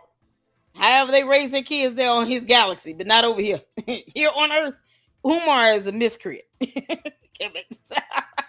Brother Ted, thank you so much for that $4.99 super. And you go up to these trap bandos up there, is it a place of learning? Are there children being taught? Are there black boys being taught? And the answer is no. Umar stated that the renovations were complete back in August of 2023, and now he's still talking about it. He's working on renovations. Why? Because he's a habitual liar. He tells people these types of things, including that that I have a school. He doesn't have a school. He has abandoned buildings. But he says those things because it makes people give this illusion of progress, and it makes people want to send him more money. It's all about the money. But see, this brother already has stuff established, and it's not that he's using these young men to do work and they're paying him as loyal donors. He's actually teaching these young men how to do these types of things through these programs. Oil change, brake pad replacement, alternator repair, tire changing, reading literacy. There's a weekly book club. Umar has never done any of this stuff. You can follow the X for Boys. You can connect. Here's some pictures right here. It's absolutely ridiculous to me that he's collected all of this money, and literally the money is God knows where, because he keeps saying he doesn't have enough money for this, that, and third. He's only waiting for this. He's been waiting for a certificate of occupancy for years, and it's like people keep falling for this. And I genuinely do not understand how. The man, by this point, okay, the man has a PhD. All right, there is no reason for him to not know that opening a school was going to take a lot of work. There's no reason for him to still be collecting funds if he thinks that he truly will not be able to open the school with the limited amount of funds that he's been getting. Okay, there's no reason why with a doctorate, he didn't think, you know what? Let's not go for a school. Let's do a community center. Now, if you guys are not aware, right, I went to Dr. Umar's school twice, 2023 and 2025. And both times there was no progress. I even contacted Wilmington, Delaware. I asked them like, hey, is there anything on file, for the school to open? They ain't got shit. Okay, which means there's nothing in the works. Ladies and gentlemen, stop telling me the school is open. No, it's not. No, it's not. It can't be. Because again, like I said, I contacted Wilmington, Delaware. There's nothing on file for it to be open. And how is it going to open in the middle of the summer? The schools are about to close. Open where? Open how? Where are the employees? Where's the website? Like, I've talked about this at length. I'm not the only one. You guys need to stop being impressed by unboarded windows. That's the only real difference from what I saw in 2023. And then, what I saw recently. Like, I genuinely don't understand how people are getting impressed by, like, just regular Reno. Reno does not dictate a school. Like King Randall said, he opened his school in his dining room. I need y'all to be critical thinkers. all that to say, there's actually a YMCA like right behind the school. Like it's literally right there. So maybe a community center. I mean, I guess you could never have too many community centers. But I think he could have opened a daycare. He could have opened a tutor center. He could have just opened something. You know, it could have been something that really, or a resource center. I think a resource center would have really helped. I really regret not taking footage of the surrounding neighborhood when I went both times, because it's not the best. Okay, it's not the best area. You guys are not aware. Dr. Umar is planning to charge about like $500 tuition for this school, and like those people in that area more than likely are not going to be able to afford it. It comes to a point, when are we actually going to open our eyes and understand that the man is a liar, a scammer, a grifter, and everything in between? But most importantly, when are we going to shine light on those that actually are doing the work?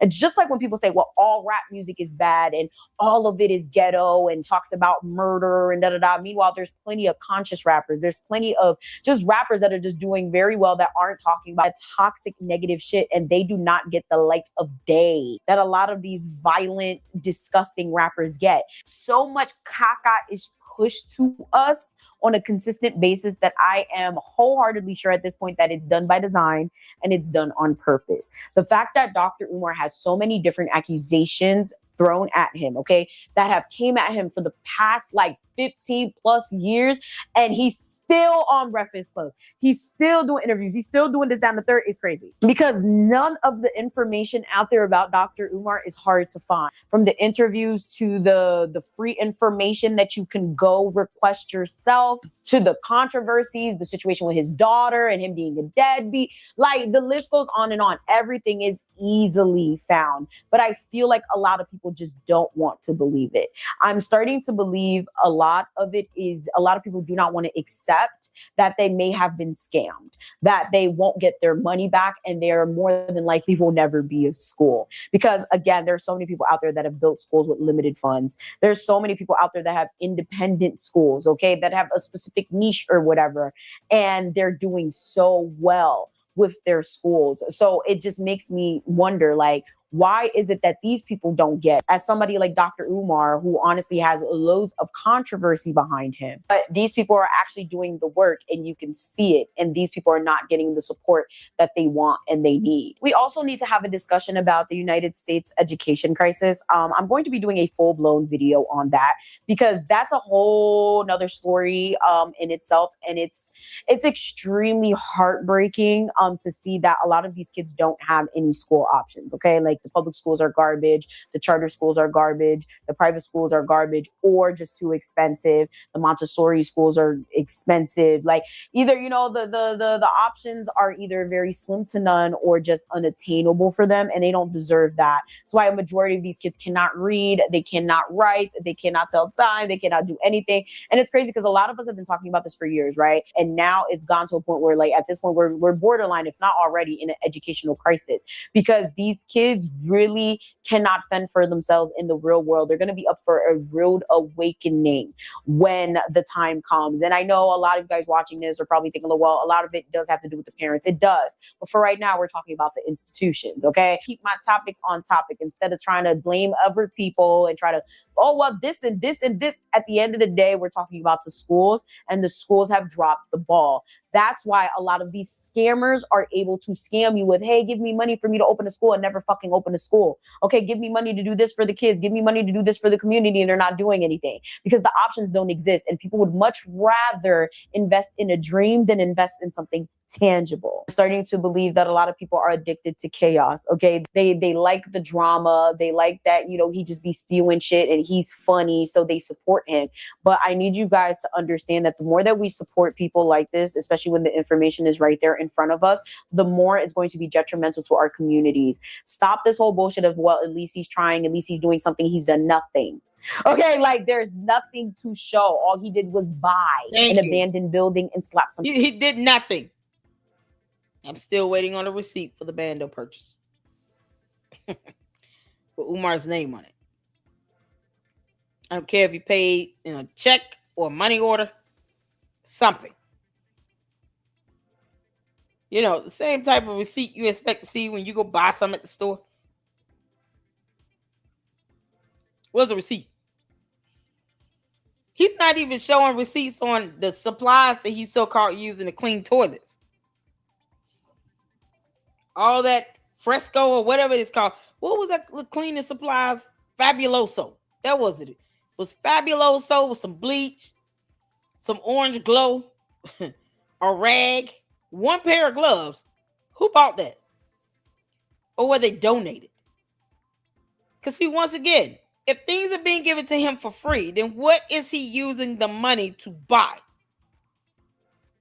But you got these dumbass people in this black conscious community that refuse to sue him and find out. They're scared because, you know, somehow in their world, Umar pays their mortgage and their rent. Obviously, he must be taking care of them somehow. Or are some of these people just as scamish and they're afraid of their nonsense coming to the light? It's so crazy. No one owes Umar anything. We don't owe him the benefit of the doubt. We don't owe him patience. We don't owe him time. We owe him nothing. Not one damn thing. Nothing. Nada. Zilch. Zilch. Nothing. Umar can kick rocks and fall into the center of the planet. And I will not lose a second of sleep. Especially when he can't show how he's taking care of his mother properly. And he has not been there for his own kids. He's literally a null and void factor in everybody's life. And you got these strange women that have never met him, don't know him, worshiping the ground he walks on, but will not hold him accountable. And that's the nonsense that keeps him going with this stupid ass scam that he can't even prove he's put his own money into. When we ever seen Umar go to the store and buy any supplies for the bando? A Family Dollar, a Dollar Tree trip, Walmart, something? Umar can go live and yell outside in a park, take photos with young girls half his age. That may or may not even be legal. But he won't go live in a store and buy some supplies, drive to the bando and take it to the bando and then use those supplies in the bando. When is that going to happen? Show us the receipt of how much you spent. You would think he would try to at least, let me do $100 worth of cleaning supplies and just clean one room at a time. And every time I go up there and do that, I'm going to live stream it all. Yeah, the Lady Luck Club will continue to laugh at his dumb ass, but at least he'll be able to show a receipt that he bought something and used it in FDMG. They have no standards when they're not even requiring for him to do that. And yet he consistently lies about opening a bando when he doesn't even have a website. Because he doesn't have a website, there's no website. How is this whole enrollment process going to go again? No website. How are you going to post up standards or test results or anything? No website. How do teachers and staff apply for a job? No website. That's how stupid Umar is, and his supporters are worse. Let's not forget with the cult leaders now. The cult members have to be dumber than the cult leaders because the cult leaders are narcissists, and they must feel like the smartest person in the room. So we all see and hear how dumb Umar is. His cult members, the Umar Tardians, are worse. They're dumber than him. This is crazy. This will go on forever until Umar drops into the middle of the planet. Paint on tits.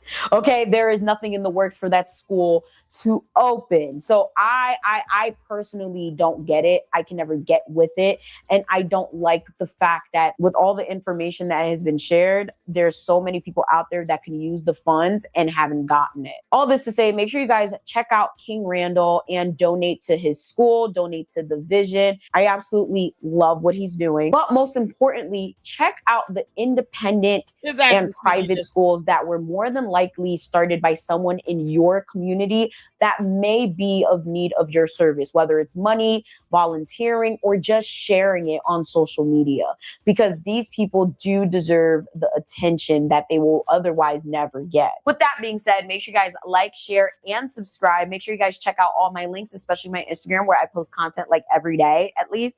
I also have multiple channels. Make sure you guys check that out. For those of you guys who like to comment and be like, hey, I miss your Haitian content, we have a separate channel. Please don't piss me off. I've been talking about this for years at this point. Like, I don't get it.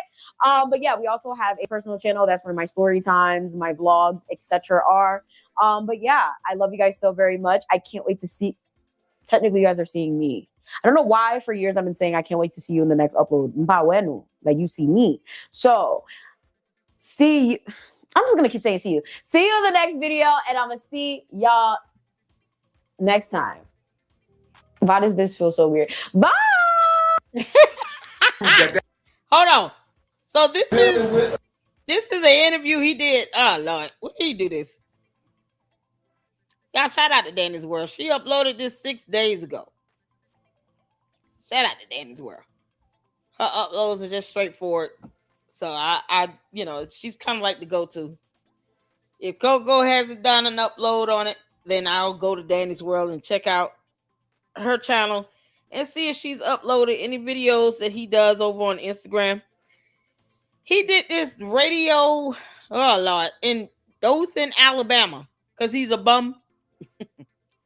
And this is now the product of him telling other people to find venues for him.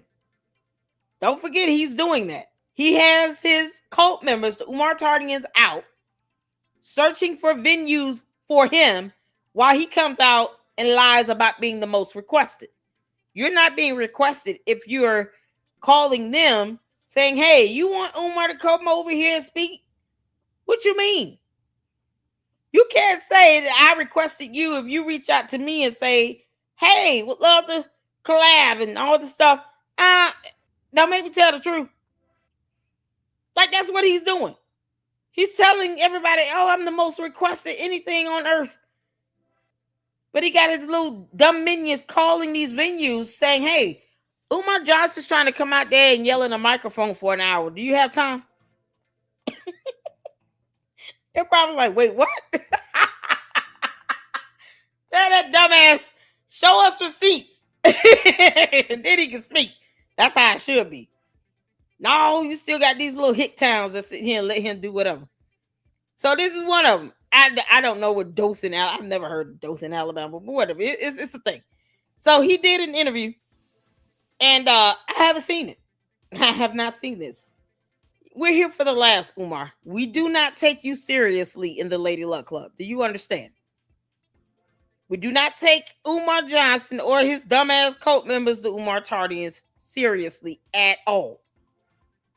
Umar should be halfway on the road to jail because the IRS should be hunkering down on him at this point. Plus, how many times have you violated their cease and desist order or continue to lie about being a practicing psychologist? Umar, you can kiss our ass. So we're going to laugh at this clown. And it's all of what? 26 minutes? Yeah, let's get to it. Hit the floor where you can see it here. Us this morning, first time.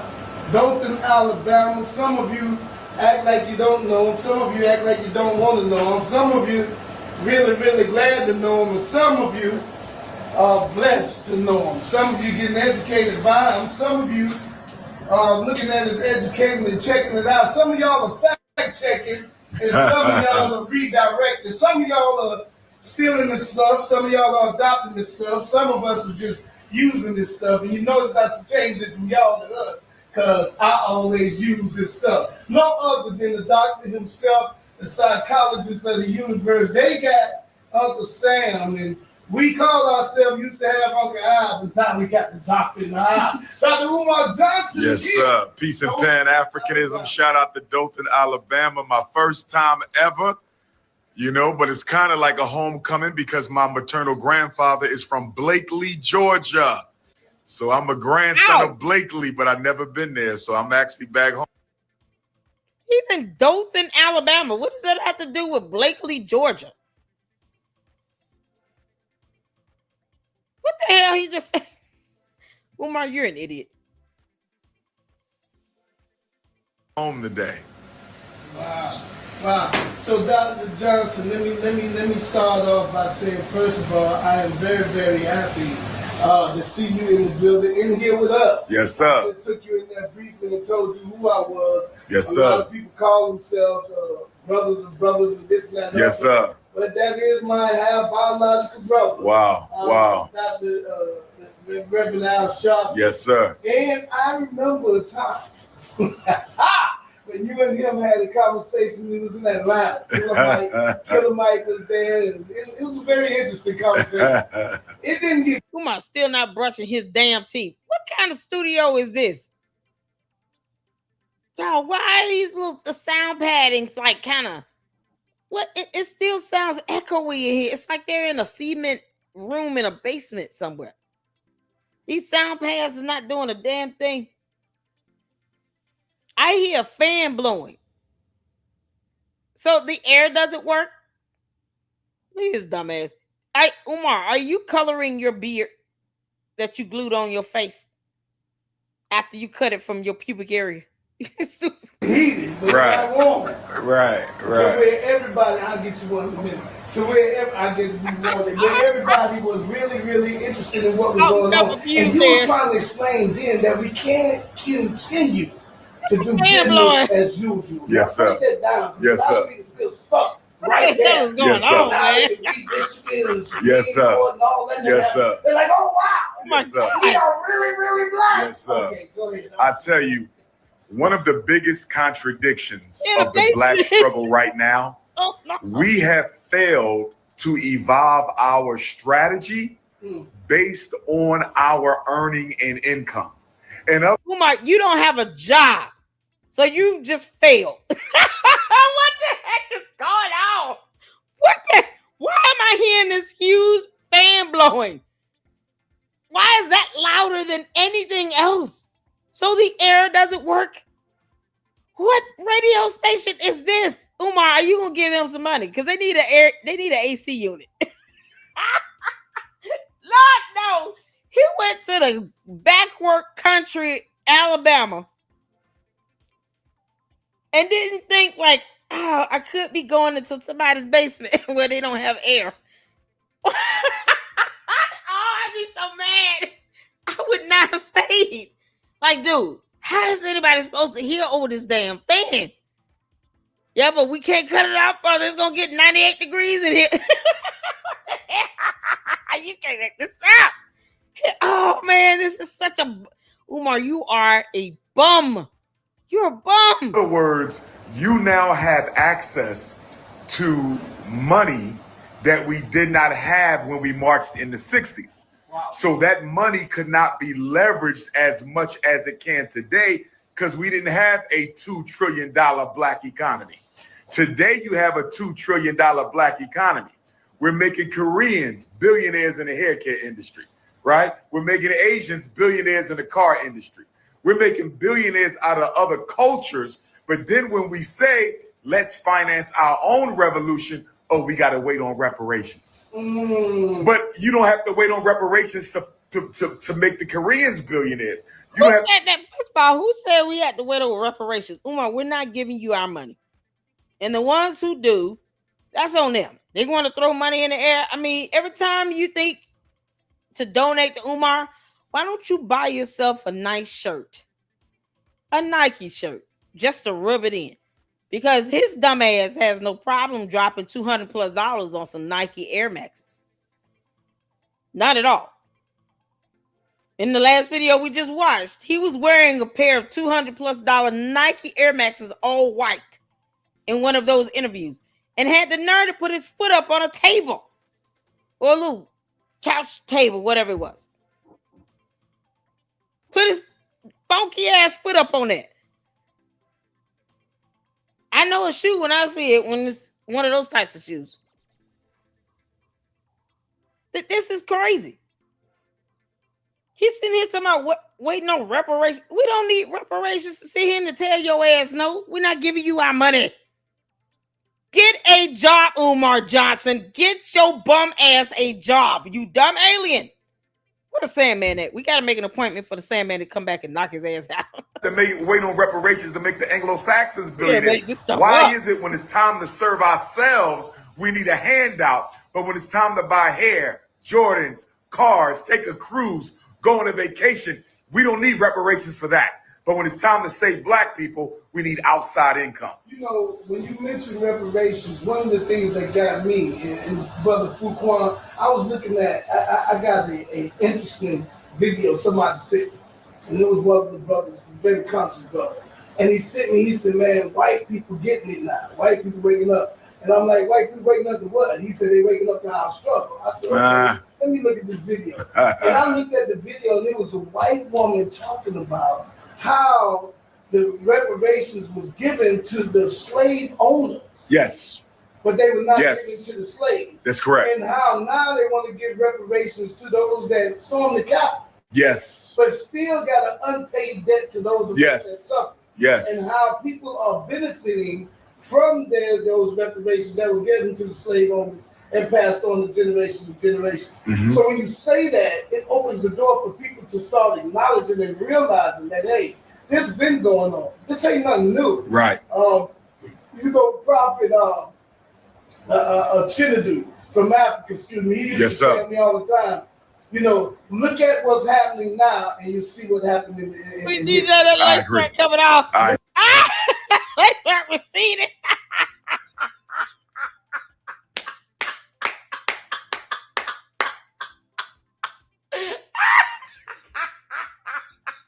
I said last year Umar wear wigs. Yeah, I'm trying to tell y'all that.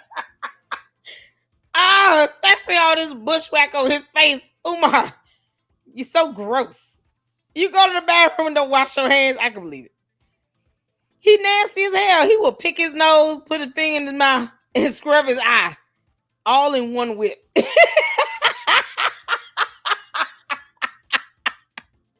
He refused to wash whatever this is on top of his head. This rug up here. He just refuses to wash and comb it out. You think he would just do that?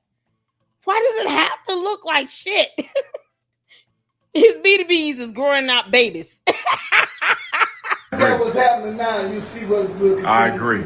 I agree. 60 years later, we're still fighting the same fight. Yes, sir. So, Dr. Umar, across this country, you have a very, very great educational program. Tell us about that program. How do we get involved? What can we do? You're going to be here in Dothan. People need to be at the Civic Center, right there, Dothan Civic Center, and come see you and be able to listen to your wisdom. But tell us how we get involved. Yes, indeed. Yes, indeed. So as you said, I will be at the Dothan Civic Center today, speaking at 2 o'clock. The event is from noon until 6, but I'll be speaking at 2. And then after that, there'll be time for Q&A, also some photos. And I did bring a couple copies of my book, Black Parent Advocate, The Art of War for Dealing with America's Public and Charter Schools. Now, here's the situation with the education piece. So the Frederick Douglass Marcus Garvey Academy, the school we built, it's done. It's ready.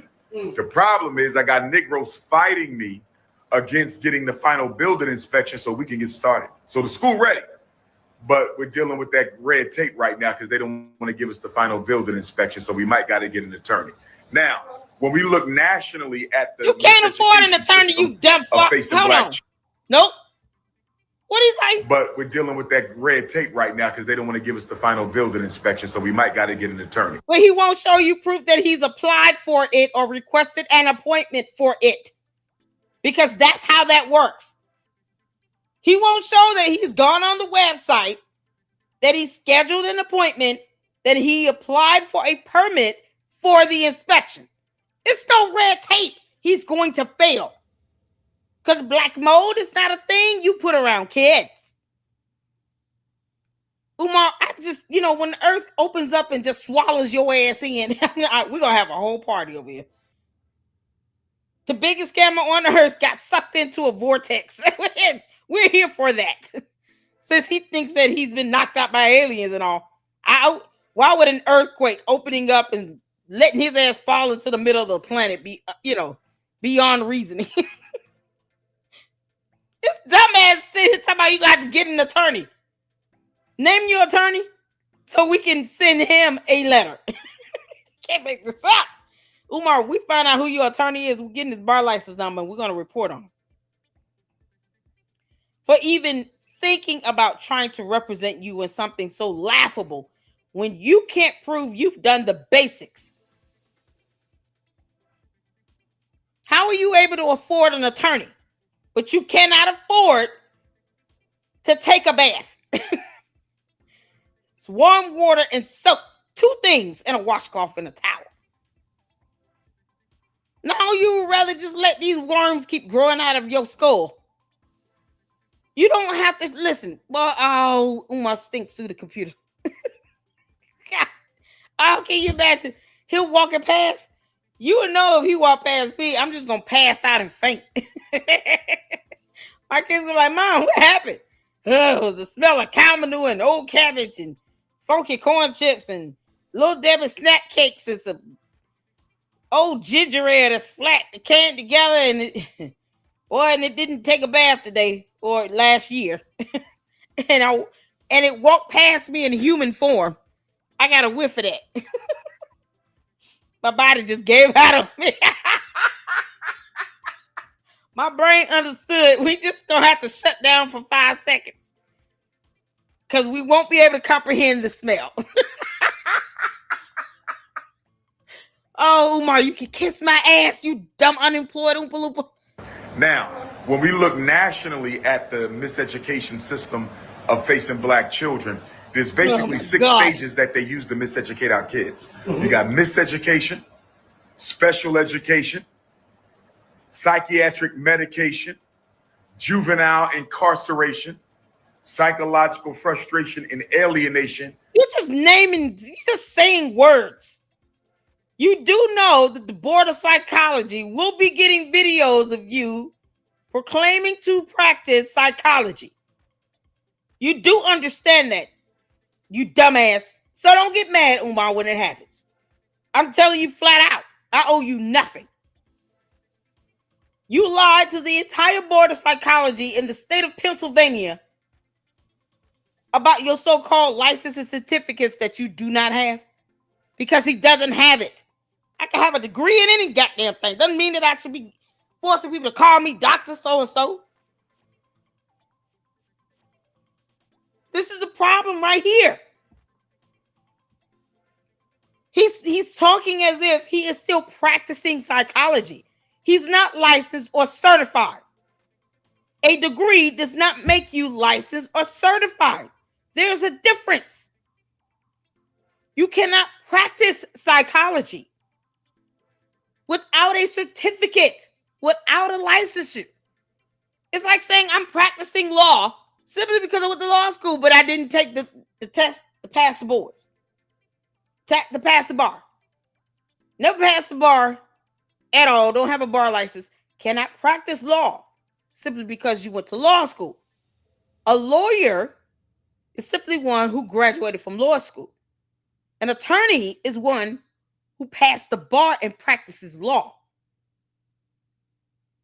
There is a difference. And you think people just look this shit up? Stop being bamboozled by all these words that he can't define. None of this stuff he can define. He can't define any of these words he's using. From psychological to frustration to alienation, he can't define any of these words. Can make this up. Premature extermination. I call it the Premature extermination. None of these things he can define. Because you think telling him to exterminate black mold would be something he will be able to do. He's stuck at exterminate. He's like, what is that? 6 cycles of death. There are too many black boys in Georgia in special ed. Too many black boys in Georgia on dangerous psychiatric medication. They're not in Georgia, they you're don't in need Alabama. Adderall. They don't need Strattera. They don't need Ritalin. They don't. I thought he was in Alabama. He's not in Georgia. What the hell is going on here? So it's Dothan, Alabama, somehow in Georgia, and it's still called Dothan, Alabama. What the hell? You're in Alabama. So you're not gonna look at the stats for the state of Alabama, where you are. You're talking about something in Georgia. Why is that relevant to people in Alabama? What the hell? Y'all got Umar effed up. He's an effed up individual. You know, it was more effed up is someone lying to the board saying, I never said that I was a psychologist. While he walks around saying, I'm the most requested board certified psychologist on earth. What? Yeah, no. He's got everybody else effed up for thinking that we are supposed to just believe him and hit his cash after PayPal when we don't owe him shit. Don't think this video's away. Why is he not talking about in Alabama? He's still inside the state lines for Alabama. He's talking about Georgia. You're in Alabama. So why not give the stats for Alabama? Why is he there? He's going on. Oh, Lord have mercy. Umar, you're an idiot. Umar, you're such an idiot. You're an idiot. Hey, Laurie. How you doing, honey? Y'all come on in and hit that like button. Okay, just hit the like button. This video better get 1,000 views because, you know, that's it. It's got to get minimum 1,000 views because this is crazy. Umar, I cannot believe you can't even give the stats of the state that you're currently speaking in. You're in Alabama, you dumb. It's got to be these things coming up out of his wig up here, sucking the brain out of his skull. Need cycler, what they need is their daddies. ADHD is the replacement for the black father. We don't get ADHD until 1987. Why? That's the same decade they start mass incarcerating black males. ADHD is not about psychiatric disability. ADHD is about the absenteeism of black fathers, and that's why I call it ain't no daddy at home disorder, ADHD. So, ain't no daddy at home disorder. You know, my wife started the program. Ain't a no in daddy D at a home H disorder D. You know, because he couldn't come up with nothing else. Reading stats about the school system in Alabama is too hard for him to do. So he just came up with all this nonsense and buzzwords and blah, blah, blah, and psychology and blah, blah, blah. Y'all see, just because you could throw out terms does not mean that you're smart. Umar doesn't even read. He just watches our videos and picks up from there. We got to stop using the word psychology. Maybe he'll forget how to pronounce it. 10 years ago called ADHD is not me. She got zero tolerance, physical punishment out of the schools and corporal punishment out of the schools and all that. And really, really heightened what they call the 504s in the Yes, sir. 504s are good. Yeah. And you'll meet her when we get over there to the Civic Center. And she started that because of our son that was going through it, and she started to see how they were treating him, how they were secluding him and all this kind of stuff. She's like, oh no, we're not going for that. And so she put it into that corporate punishment stuff. But my question to you, what mostly affected you to get you in the Black Power movement? You know, brother, it's interesting. When my parents divorced, we were living in Jacksonville, North Carolina. My father was in the Marine Corps. When my parents divorced and we returned to North Philadelphia, it just so happened that the elementary school in my neighborhood had a Black history class. It wasn't district-wide, it was only that school. I got lucky. So 4th and 5th grade was my introduction to Black consciousness. It was also my introduction to public speaking because there was a public speaking contest. So I won first place both years, and that was it. I've been Black consciousness since 4th grade, brother. Yes, sir. I wasn't raised in it. You know, I'm related to Frederick Douglass on my father's side, you know, but I wasn't particularly raised with Black consciousness. You know, my mother, Baptist Christianity. My father was Sunni Orthodox, and then he became Shia Orthodox Islam. So there was nothing uniquely conscious about my upbringing. So I think I was born to do it. Yeah, I think I was born to do it. It's innate. Let me ask you this. What is the biggest misconception? I never heard a few. But what do you think? Wait, give me the one you heard, Elder. Oh, yeah. I'll tell you. What is the biggest misconception about Dr. Umar? The biggest, it's a couple of them. Right. Number one, that I'm not serious about this work. Because, you know, I'll joke sometimes because sometimes you gotta feed a baby food. That's right. So I'll make it comical occasionally, Elder, just to get their attention. Because you got to be able to relate. Because the truth is so strong, some people don't want to hear it if it's too strong, right? So I think sometimes people don't think I'm as serious as I am about the work. Number two, on the relationship side, I think people think I like being single and unmarried. That's what I mean. You know, and it's not. When I first blew up, I'm gonna just be honest with you. When I first blew up, I had a little bit of womanizing because I went from being the Pennsylvania Pan-Africanist to the intercontinental, right? Right. But for the last 10 to 15 years, I've been focused, and I do want to get married, Bob. But the problem is the celebrity of who I am drowns out the activism of who I am. So a lot of times the women I attract, they're coming to me.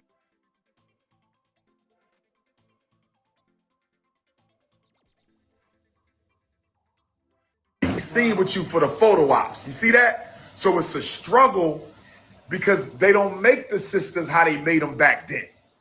Don't get me wrong, we got good black women, but the revolutionary queens, that Winnie Mandela energy, they don't make them like that no more. So it's kind of hard to find that when you meet. You know what I mean? I got to admit I'm blessed. I went to the feds, all kind of stuff. Yes, sir. We were just talking about earlier, and my wife, that you for me, she helped out. I got you. And I got you. everything increased. I got you. I got you. But see, y'all old school though. But she's not. Ah. She's 43. She's okay. But she was raised in Seattle. Okay. I've been to So Seattle. it's a different, it's I a got different kind of mindset than what we have here in the South. Okay. No pun intended. I got you. But just facts and truth. I got you. When we look at Dr. Umar Johnson, we look at the Frederick Douglass School, we look at what you're doing and what you have been doing across this country. What is one of the biggest things that people miss about you? And I know that's celebrity status, like with me. I give you one. People don't want to hear me sometimes. Yes, sir. That irritates. Oh my God, that irks me. Yes, sir. Just let me finish what I'm saying. And Yes, you'll sir. see what I'm talking about. What is one of the things? It might be a lot of people assume, black and non-black, that I hate you if you're not black. You follow me? Like I get white people stop me at the airport and they be like, why do you hate us? You never heard me say I hate you. Right. I love my people. The problem is white nationalists tend to hate black people. So when people hear black nationalism, they think it's the reverse. It's not, because we are not a hateful people. Black nationalism is pride and power. It has nothing to do with rejecting anyone.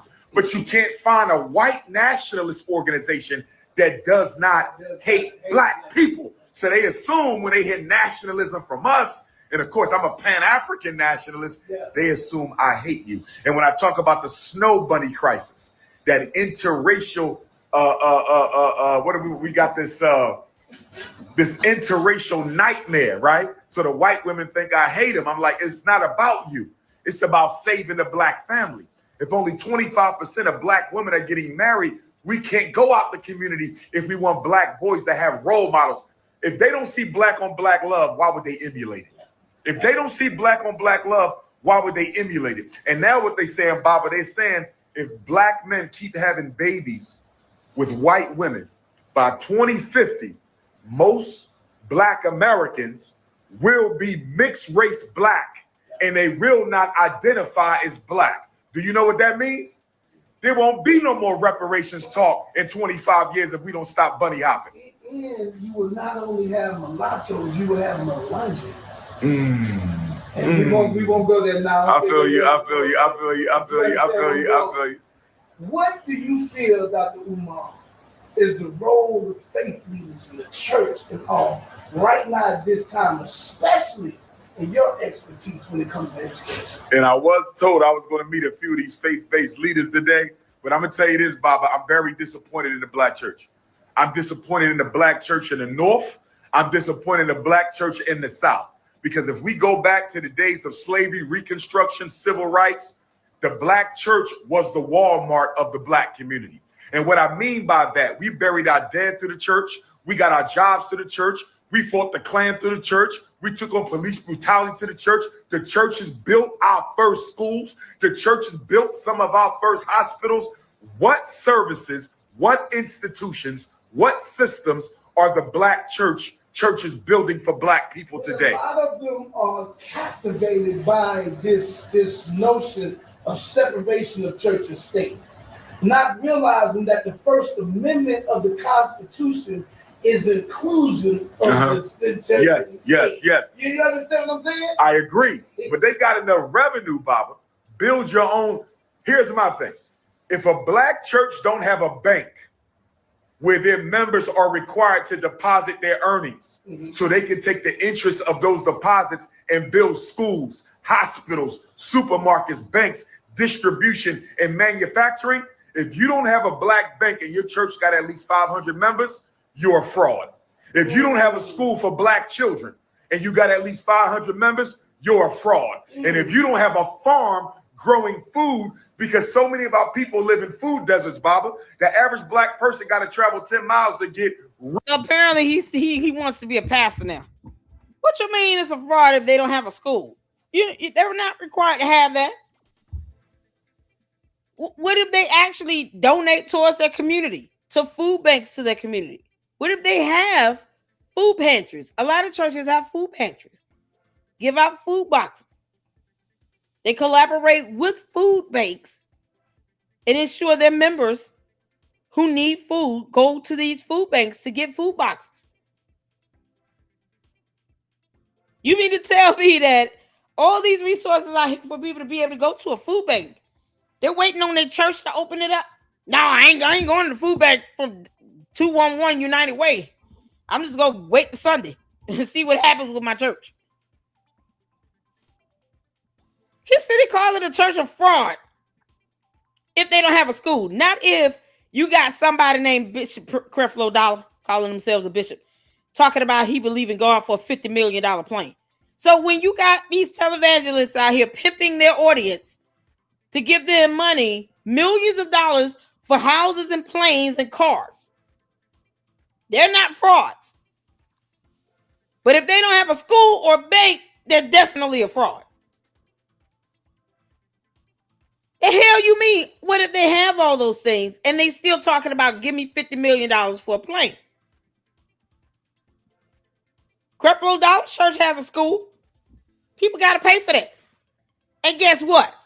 He's still running around wanting people to give him $50 million for planes.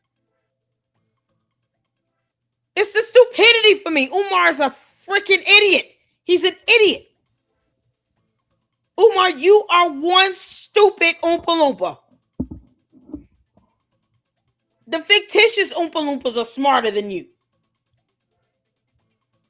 All of us are, oh, you're a fraud if you're a church and you've got 500 members and you don't have a bank and a school. What the hell are you talking about? What if this church can't afford to have either? But they have a solid foundational church. Oh, if you don't have a farm, then, you're a fraud. He's still not giving out receipts or showing vendor contracts. Who glazed and waxed those floors in that bando again, Umar? What's the name of the vendor? Because, we didn't see a permit.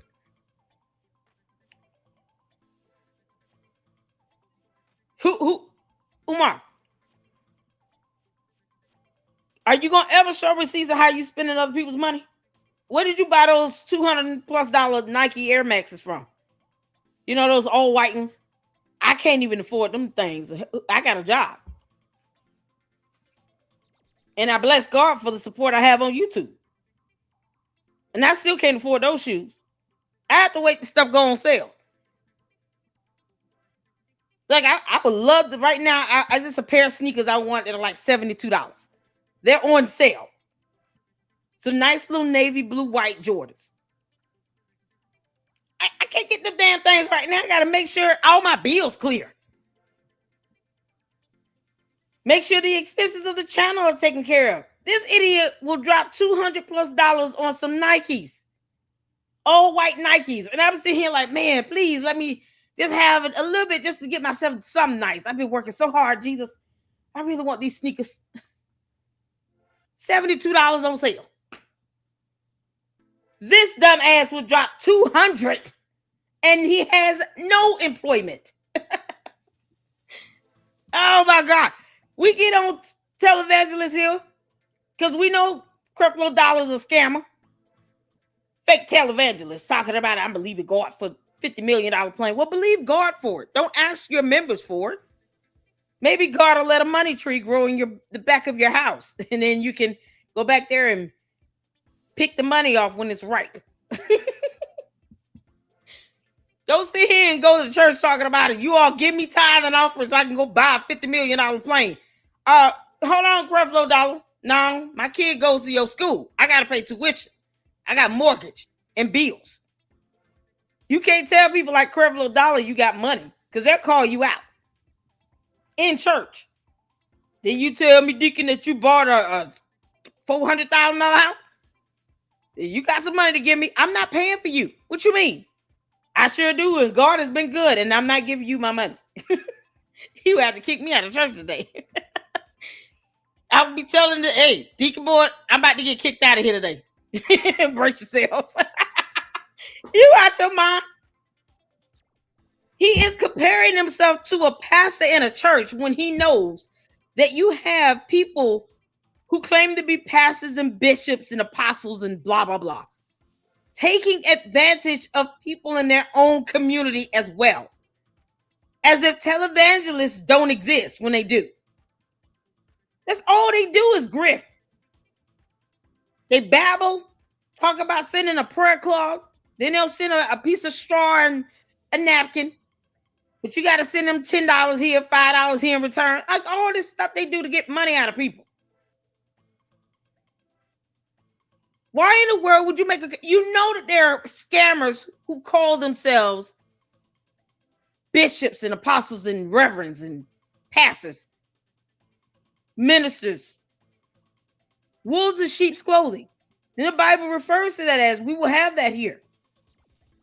You will have people calling themselves ministers and teachers of the gospel, and they're wolves in sheep's clothing.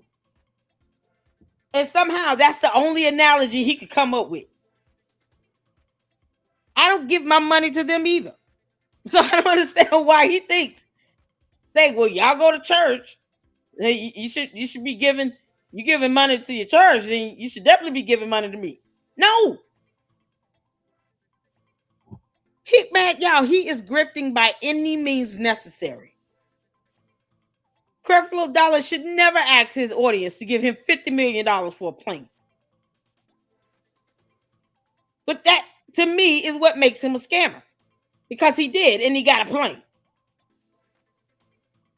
Never mind the people in the community that are paying tithe and offering to his church.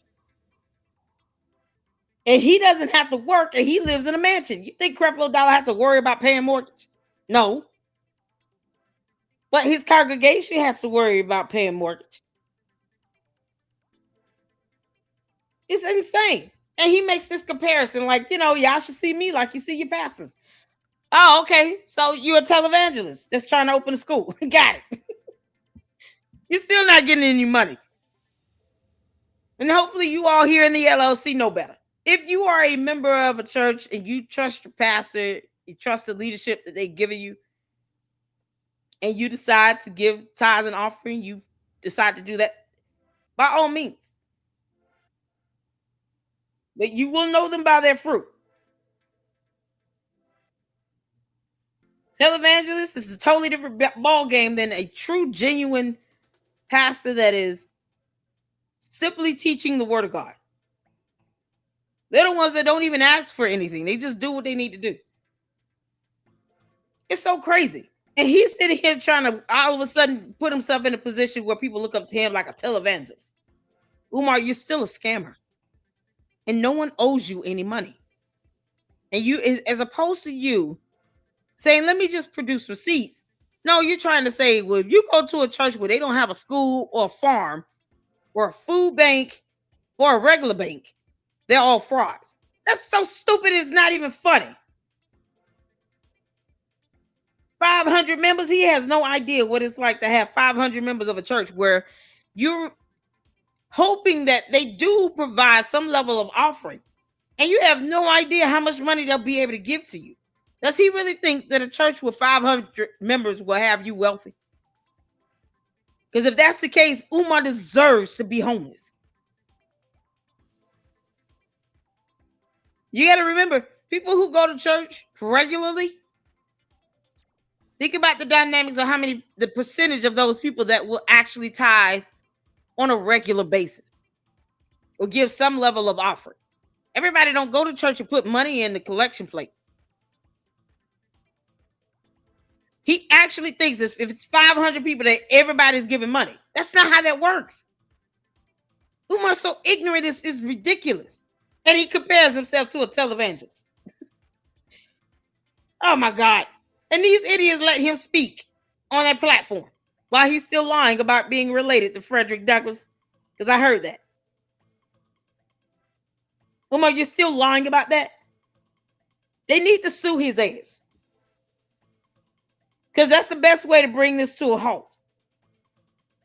Terrence Bailey, all of the descendants of Frederick Douglass need to sue Umar the Oompa Loompa Johnson for lying over 10 years about this. He's weaponizing that to try to make himself look and sound more important than he really is. Umar Johnson is a bum. Jermaine Shoemake is a bum. He's a bum. He doesn't even appreciate his own bloodline. He has to lie about being the descendant of someone. The family have already came out and said, you're not our descendant. You're not genetically linked or related to us. But he continues to lie about this to this very day. They need to sue the shit out of him and sleep peacefully. Otherwise, he's going to keep lying about it. And you got these ignorant buffoons that are just sitting here chalking it all up. They didn't do any research, because if they did, they would have seen there's sufficient evidence out there where they could have Googled and see that the descendants of Frederick Douglass debunked Umar so many times it's not even funny. Or they could just watch Uncle Mo TV and see that there's a whole video up. A recording of one of the descendants reading a letter telling Umar flat out, you are not related to us. We wouldn't even claim your ass if you were. You're an embarrassment. But yet he still gets to lie about this. Why? They need to sue him and then have him gagged with an order. Umar would have an order signed so fast to have your dumb ass gagged and then dare you to violate that order just so I can go back and have you held in contempt. You don't need to lie about being genetically related to someone else when you can be honest about your own family line. But yet and still, we can't get proof of life of your mother. Real food. So if you're not growing real food, if you don't have a bank to invest in the people, and if you don't have a school to teach the children, that black church is fraudulent. So two more things. How are you doing God's work if you're comfortable with your people living in hell? How? What do you mean? So they living in, I'm not living in hell. The devil is a liar. Umar, you're the only one living in hell, you damn bum, because you don't want to do a job application. That's your hell. You struggling. This is the epitome of struggling. Where are you right now? You're in a basement with black tiles of soundproofing are put up on the wall on concrete. And whomever's down there, they still can't afford decent air.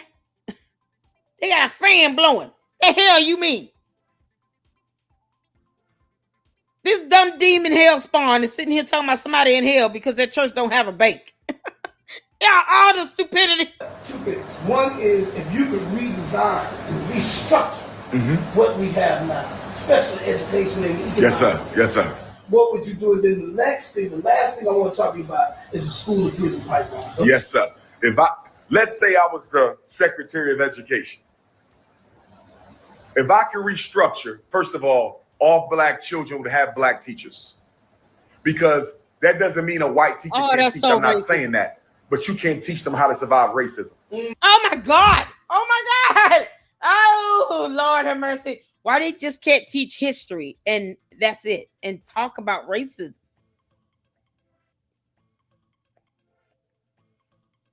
So they got to be black to do that. At this rate, the only job Umar will be able to get is school janitor. Or you working at McDonald's. You dumb Oompa Loompa. And you can't teach them what it means to be black. See, when white people hear us say white people shouldn't teach black children, they say, well, I can teach them how to read, write, and count. That's not what we're talking about. Can you teach them to navigate your bigotry? Can you teach them what it means to be black? When Philadelphia became the first city with a mandatory African-American studies course, Baba, I didn't support. You got black people that can't teach black people what it means to be black. What you mean? Umar has not taught me what it means to be black. If anything, he's helping me to understand the bigger picture of this hypocrisy in this black conscious community. He's definitely showing us all. This is what happens when you have zero accountability and everybody is afraid to sue the hell out of you for scamming them for over 10 years.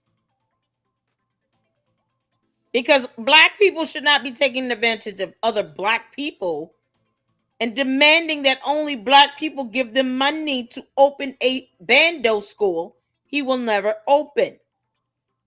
And then dare you to ask him about receipts. What happened to that letter that he's supposed to be sending out at the end of the year so that you can file your contributions on your taxes?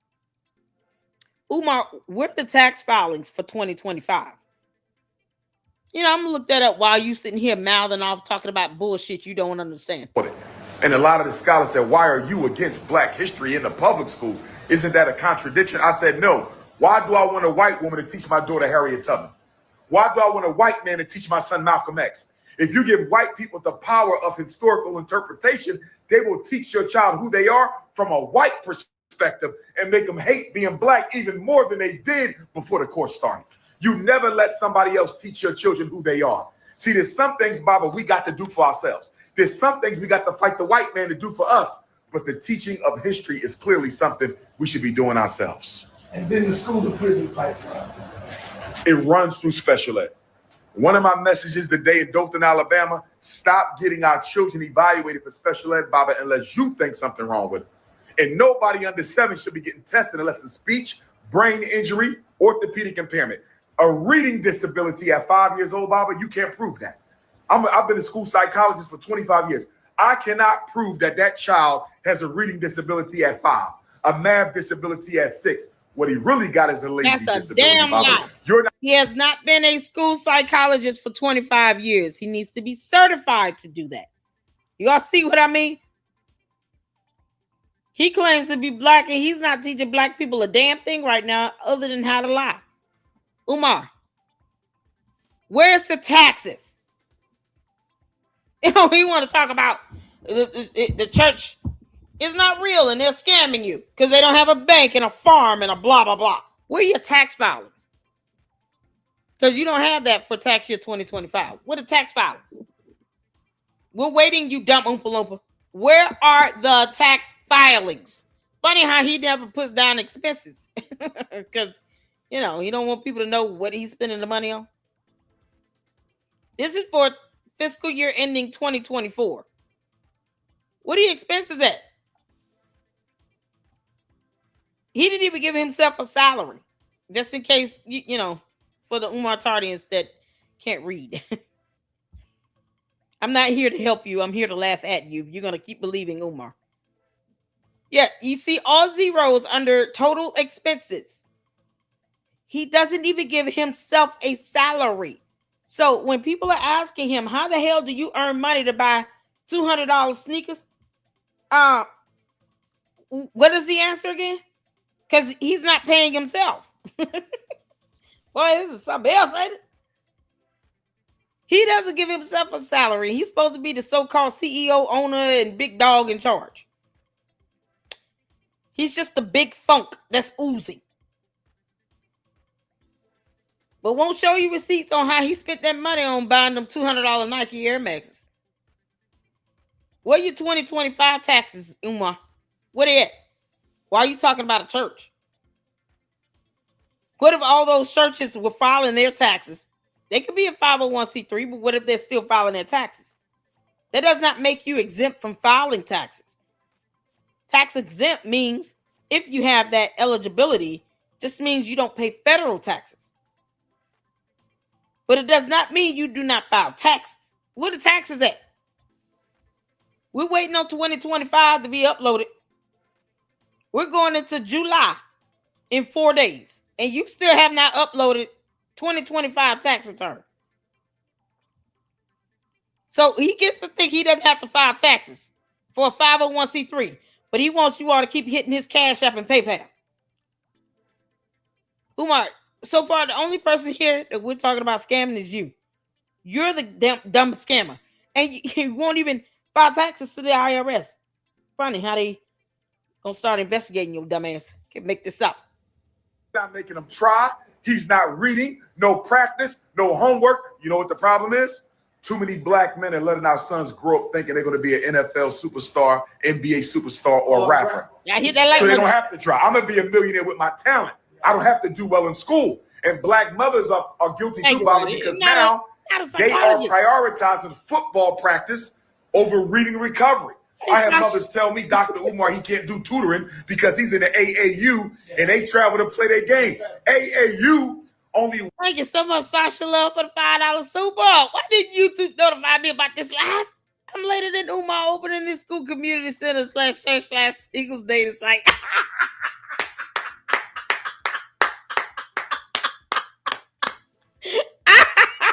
Oh, that's good. That's good. That's good. Thank you so much for that $5 Super, girl. Oh, man. Thank you so much. I appreciate it. Am I missing something? User 225. 199 Super says, what up, my Shangos or Shangoettes? Shout out to you, user 225 for the 199 Super. Teach to be black. That's parents' job, not teacher. Child. Umar doesn't teach his kids anything, so he can't teach us a damn thing at all. Shout out to you, user 225. Thank you so much for the supers. I appreciate it. And we got yours in Sasha Love. Oh, that's too funny. Make sure you have the notification bell turned on to all notifications so that you guys can see whenever I go live or post or do a video, a short, YouTube short. You'll see all of that when the notifications are set to all, because the default will not always send you notifications. I know it sucks, but it won't. YouTube, you are the worst. Oh my God. Yeah, this idiot still saying I'm a school psychologist for 25 years, Ryder. You know he lied like hell. 1% of high school athletes will go professional, Bob. Oh, he needs to be held in contempt. So your son being in the AAU with 1% athletes going pro, he's more likely to be struck by lightning than to go Division I. What are you doing? And the problem is this, Baba. What are our girls going to do? Because when I look at the high school girls, they got their businesses, LLC. They study in real estate at 14, 15, 16, getting their scholarships, getting ready to go to college. So when I look at the girls, you're looking at high school girls. The hell you mean? With 1% athletes going pro, he's more likely to be struck by lightning than to go Division I. What are you doing? And the problem is this, Baba. What are our girls going to do? Because when I look at the high school girls, they got their businesses, LLC. Wait. Why high school girls? He didn't even start with like young women that are, just starting their careers. You look at high school girls. First of all, you claim you're opening a school for boys and that the school will be for 2nd through 4th grade. So what is the use of you doing research on high school girls? You're not planning on teaching them anything. They won't be able to come to your school, you bando. Hopefully they never get anywhere near that powder room. Umar, you're going to go to jail. You're going to jail. He's going to go to jail. I foresee many essay claims against Umar, and he would earn every single last one of them. You still can't learn your lesson, huh? Okay, hard way it is. Who says stuff like this? He can't tell you the last time he's seen his own daughter, who's a grown adult, by the way. Can't tell you that. Yeah, look at these high school girls, though. You know, nom nom cookies, peach cobbler. What? See, they studying real estate at 14, 15, 16, getting their scholarships, getting ready to go to college. So when I look at the girls, a lot of them doing all right. I look at the boys, we got a basketball, football, No, and you rap. can't make this up. So when she turned 30, Bobby, and she need a husband, he not even there. She will have to marry a wanted-to-be rapper, a wannabe football player, a wannabe basketball player. So we are not giving. Umar, many of your fathers are going to be beating your ass if you dare think you're going to be able to pull off a school. You can't put him around girls. You just can't. He shouldn't be around kids.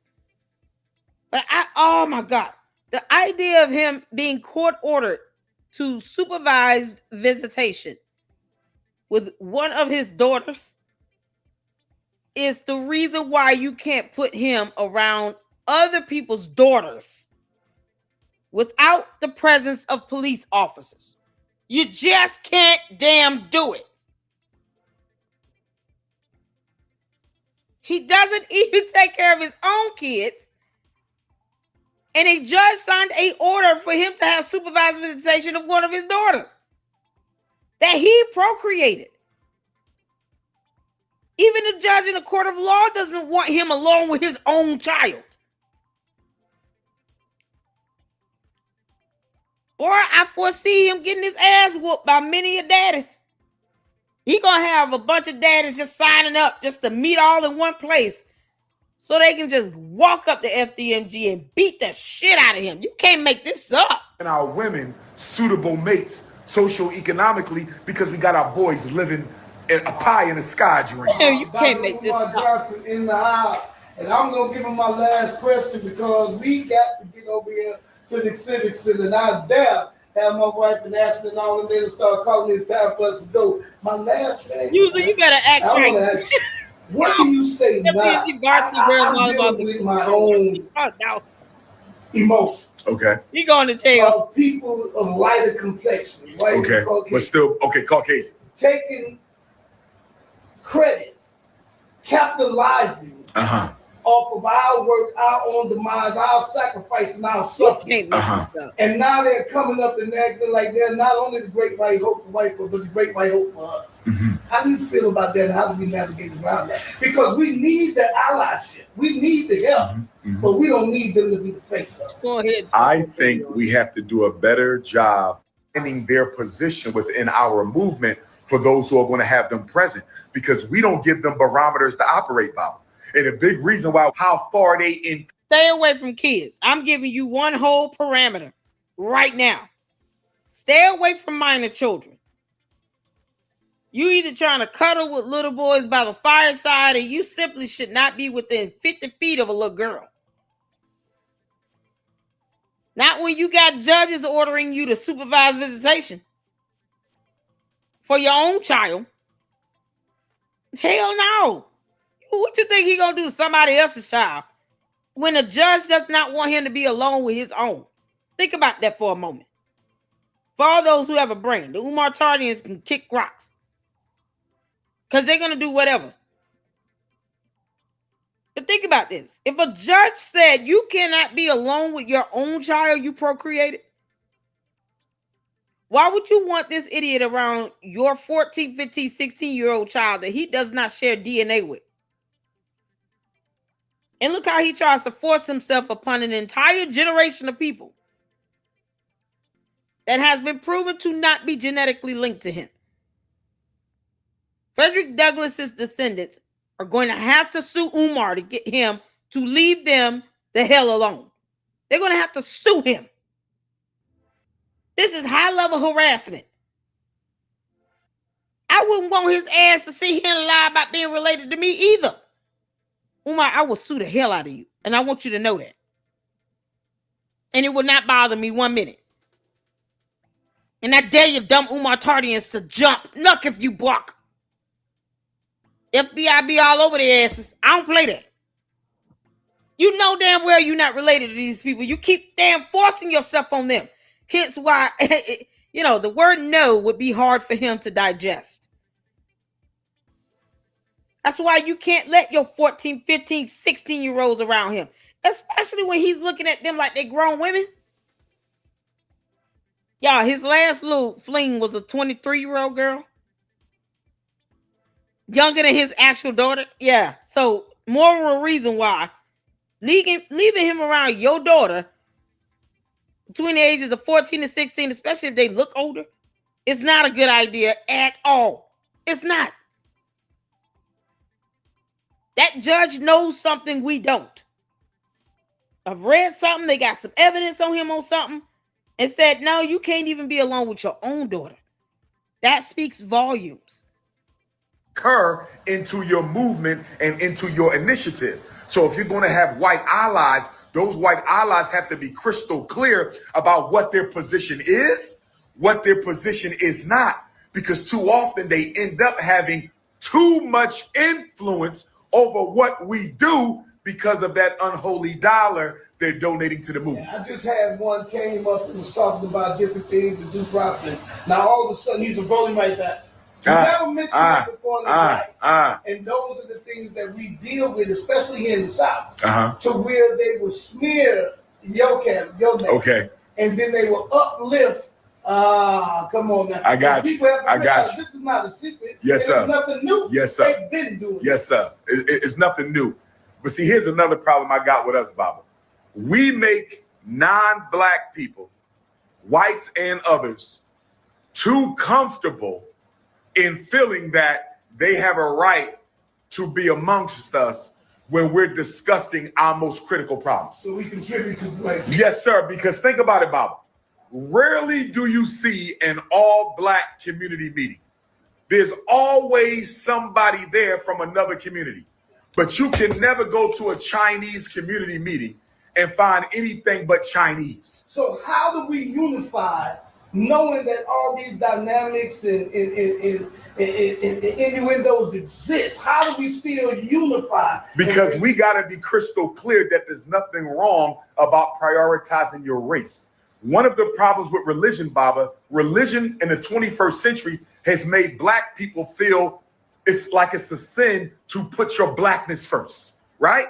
In the church, you can't put your blackness first. But the Arab is a Muslim, but he's an Arab first. The East Indian is a Muslim, but he's an East Indian first. The white man is a Muslim, but he's a white man first.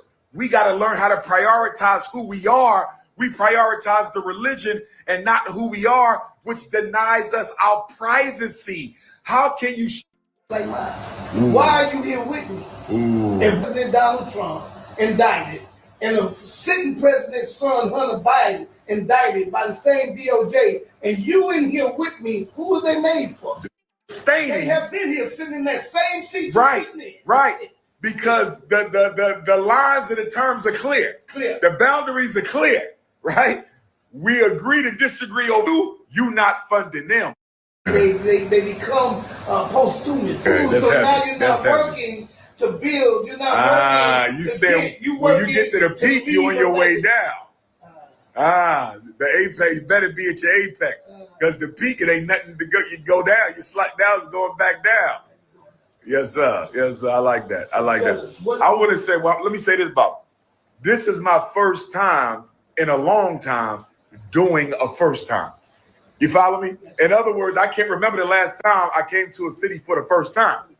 And they always memorable. For good or for bad. So today is going to be memorable. I don't know why. You might know why already. I don't. But today is going to be memorable. And I just want to meet all my black brothers and sisters from Dothan, Alabama. As I said, maternal bloodline comes down to this area through Blakely. So I just want to see the energy. He lies about everything. I want to see how we think down here, how we act, how we feel. Because although we're all black, there are regional nuances to the way we do things. There's regional nuances, Bob. You know what I mean? Yeah. This is what's called. This is not only. Let me give you this real quick before I go on to ask you. Sir. This is not only Alabama. This is what's called the wiregrass. A lot of people don't know the wiregrass or the wiregrass. And so how we know his bloodline is flowing anywhere? Maybe he peed it out today. Umar, you're so stupid. You have not shown any evidence of any bloodlines you're talking about. And after lying about being related to Frederick Douglass, we owe you nothing. You do understand that everything you say now is a lie until you prove it to be true. This is so ridiculous. People actually believe this bullshit with no evidence. Oh, have mercy. What ended up happening was we have a development here and the reason people like me and others that are attacked because of our voices, because of our teachers, because of our truth. But now you here. So what ends up happening is now we got you here, Don, and what you're doing here is that dude. Oh my God! Look at him in his basement. This boy looks old as hell. Oh, it's got to be from the 1970s. Y'all, he came back from time with this board.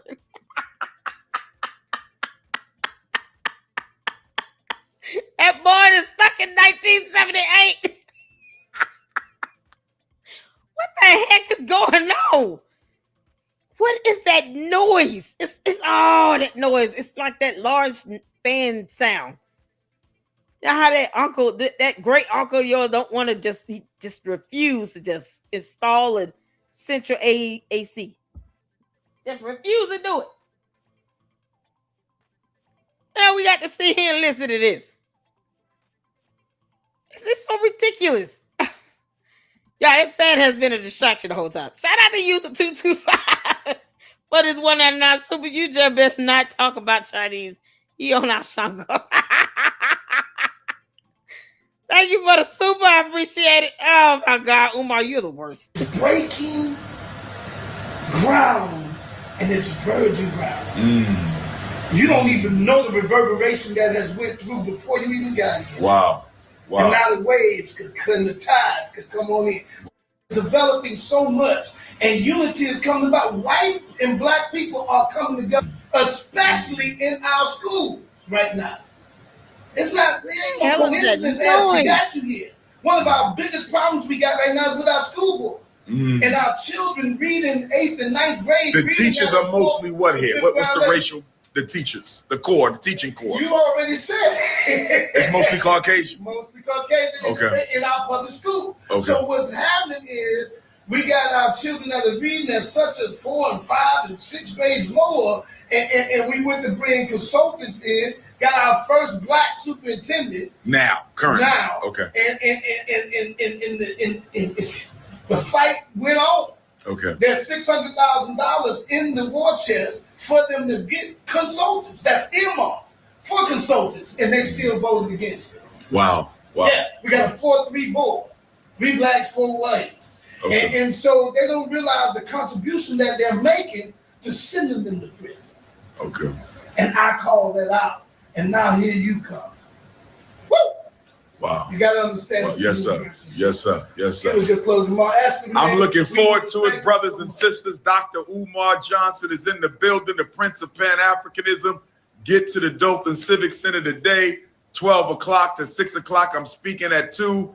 Come tell me you like me. Come tell me you hate me. Tell me whatever you want to say. I'm yours for the day. Dothan, Alabama. I'm in the building. Pull up. Montgomery come. Birmingham come. Tuskegee come. Selma come. We want all of Black Bama today celebrating Juneteenth, our ancestors, the broken chains. And if anybody needs to reach me by text message, you can hit me on my phone, 215-989-9858, 215-989-9858, my direct cell phone. Looking forward to seeing Dothan, Alabama today. I'm back. Okay, that's no. This idiot still learned nothing. And all he did was go around on a chitlin circuit for Juneteenth and collect meals. And probably a cobbler, or a pie, or a cookie. He said nothing of value, and he's still lying about being a psychologist and being related genetically to Frederick Douglass. They need to sue him and stop playing around with it. This makes no sense. Oh, my God. All right, y'all, that's all we got. This is it. Oh, Lord have mercy.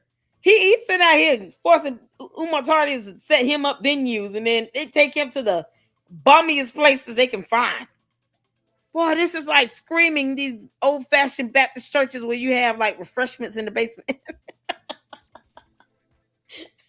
Well, y'all remember these old country churches where you go downstairs and got all refreshments downstairs in the basement.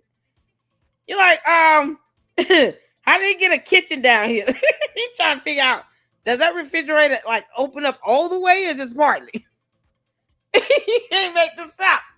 Oh Lord, them chicken wings used to slap them.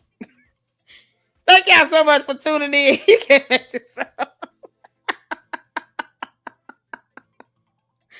Oh God. Yeah, I did cover the 5th grade. I did Coco did a video of that 5th grade graduation. And I covered the one he did because it intertwined some of the things that his daughter was saying to rebut him in real time. He's a walking hypocritical roach, and we all know it. His hypocrisy knows no boundaries. But we did go over that. So we got cake in the back. I know, right? They got cake, chicken wings, devil eggs, and some punch. And you're like, what the hell is this? And then find out it's some sherbet. And a dinner roll. They might have like a meatball or two, but I ain't eat that. I appreciate you all. We got a Candice Live coming up. If you can join me, join me. If not, thank y'all so much for tuning in. We'll be back at it tomorrow. You guys see the future live streams that are scheduled. I'm going to set up the one with Johnny Walker Dredd on Monday, July 6th at 7 p.m. So, and you guys pay attention to the others. Turn on those notifications, hit the like button, and hype this video up when it's done. Let's get the views up on these Umar Johnson videos. I'm not playing because he is not messing up my analytics. Make sure you share this out, tweet it, put it on Instagram, wherever you can. And let's help keep this growing here in the LLC. We are on the road to 50,000 supporters. And I want to see that number this year. So we're going to see that number this year. We're going to make it happen. And with the support of you all, it's all free to do. Hit the like button, hype the videos up. Thank y'all so much. Leave your comments in the comment section.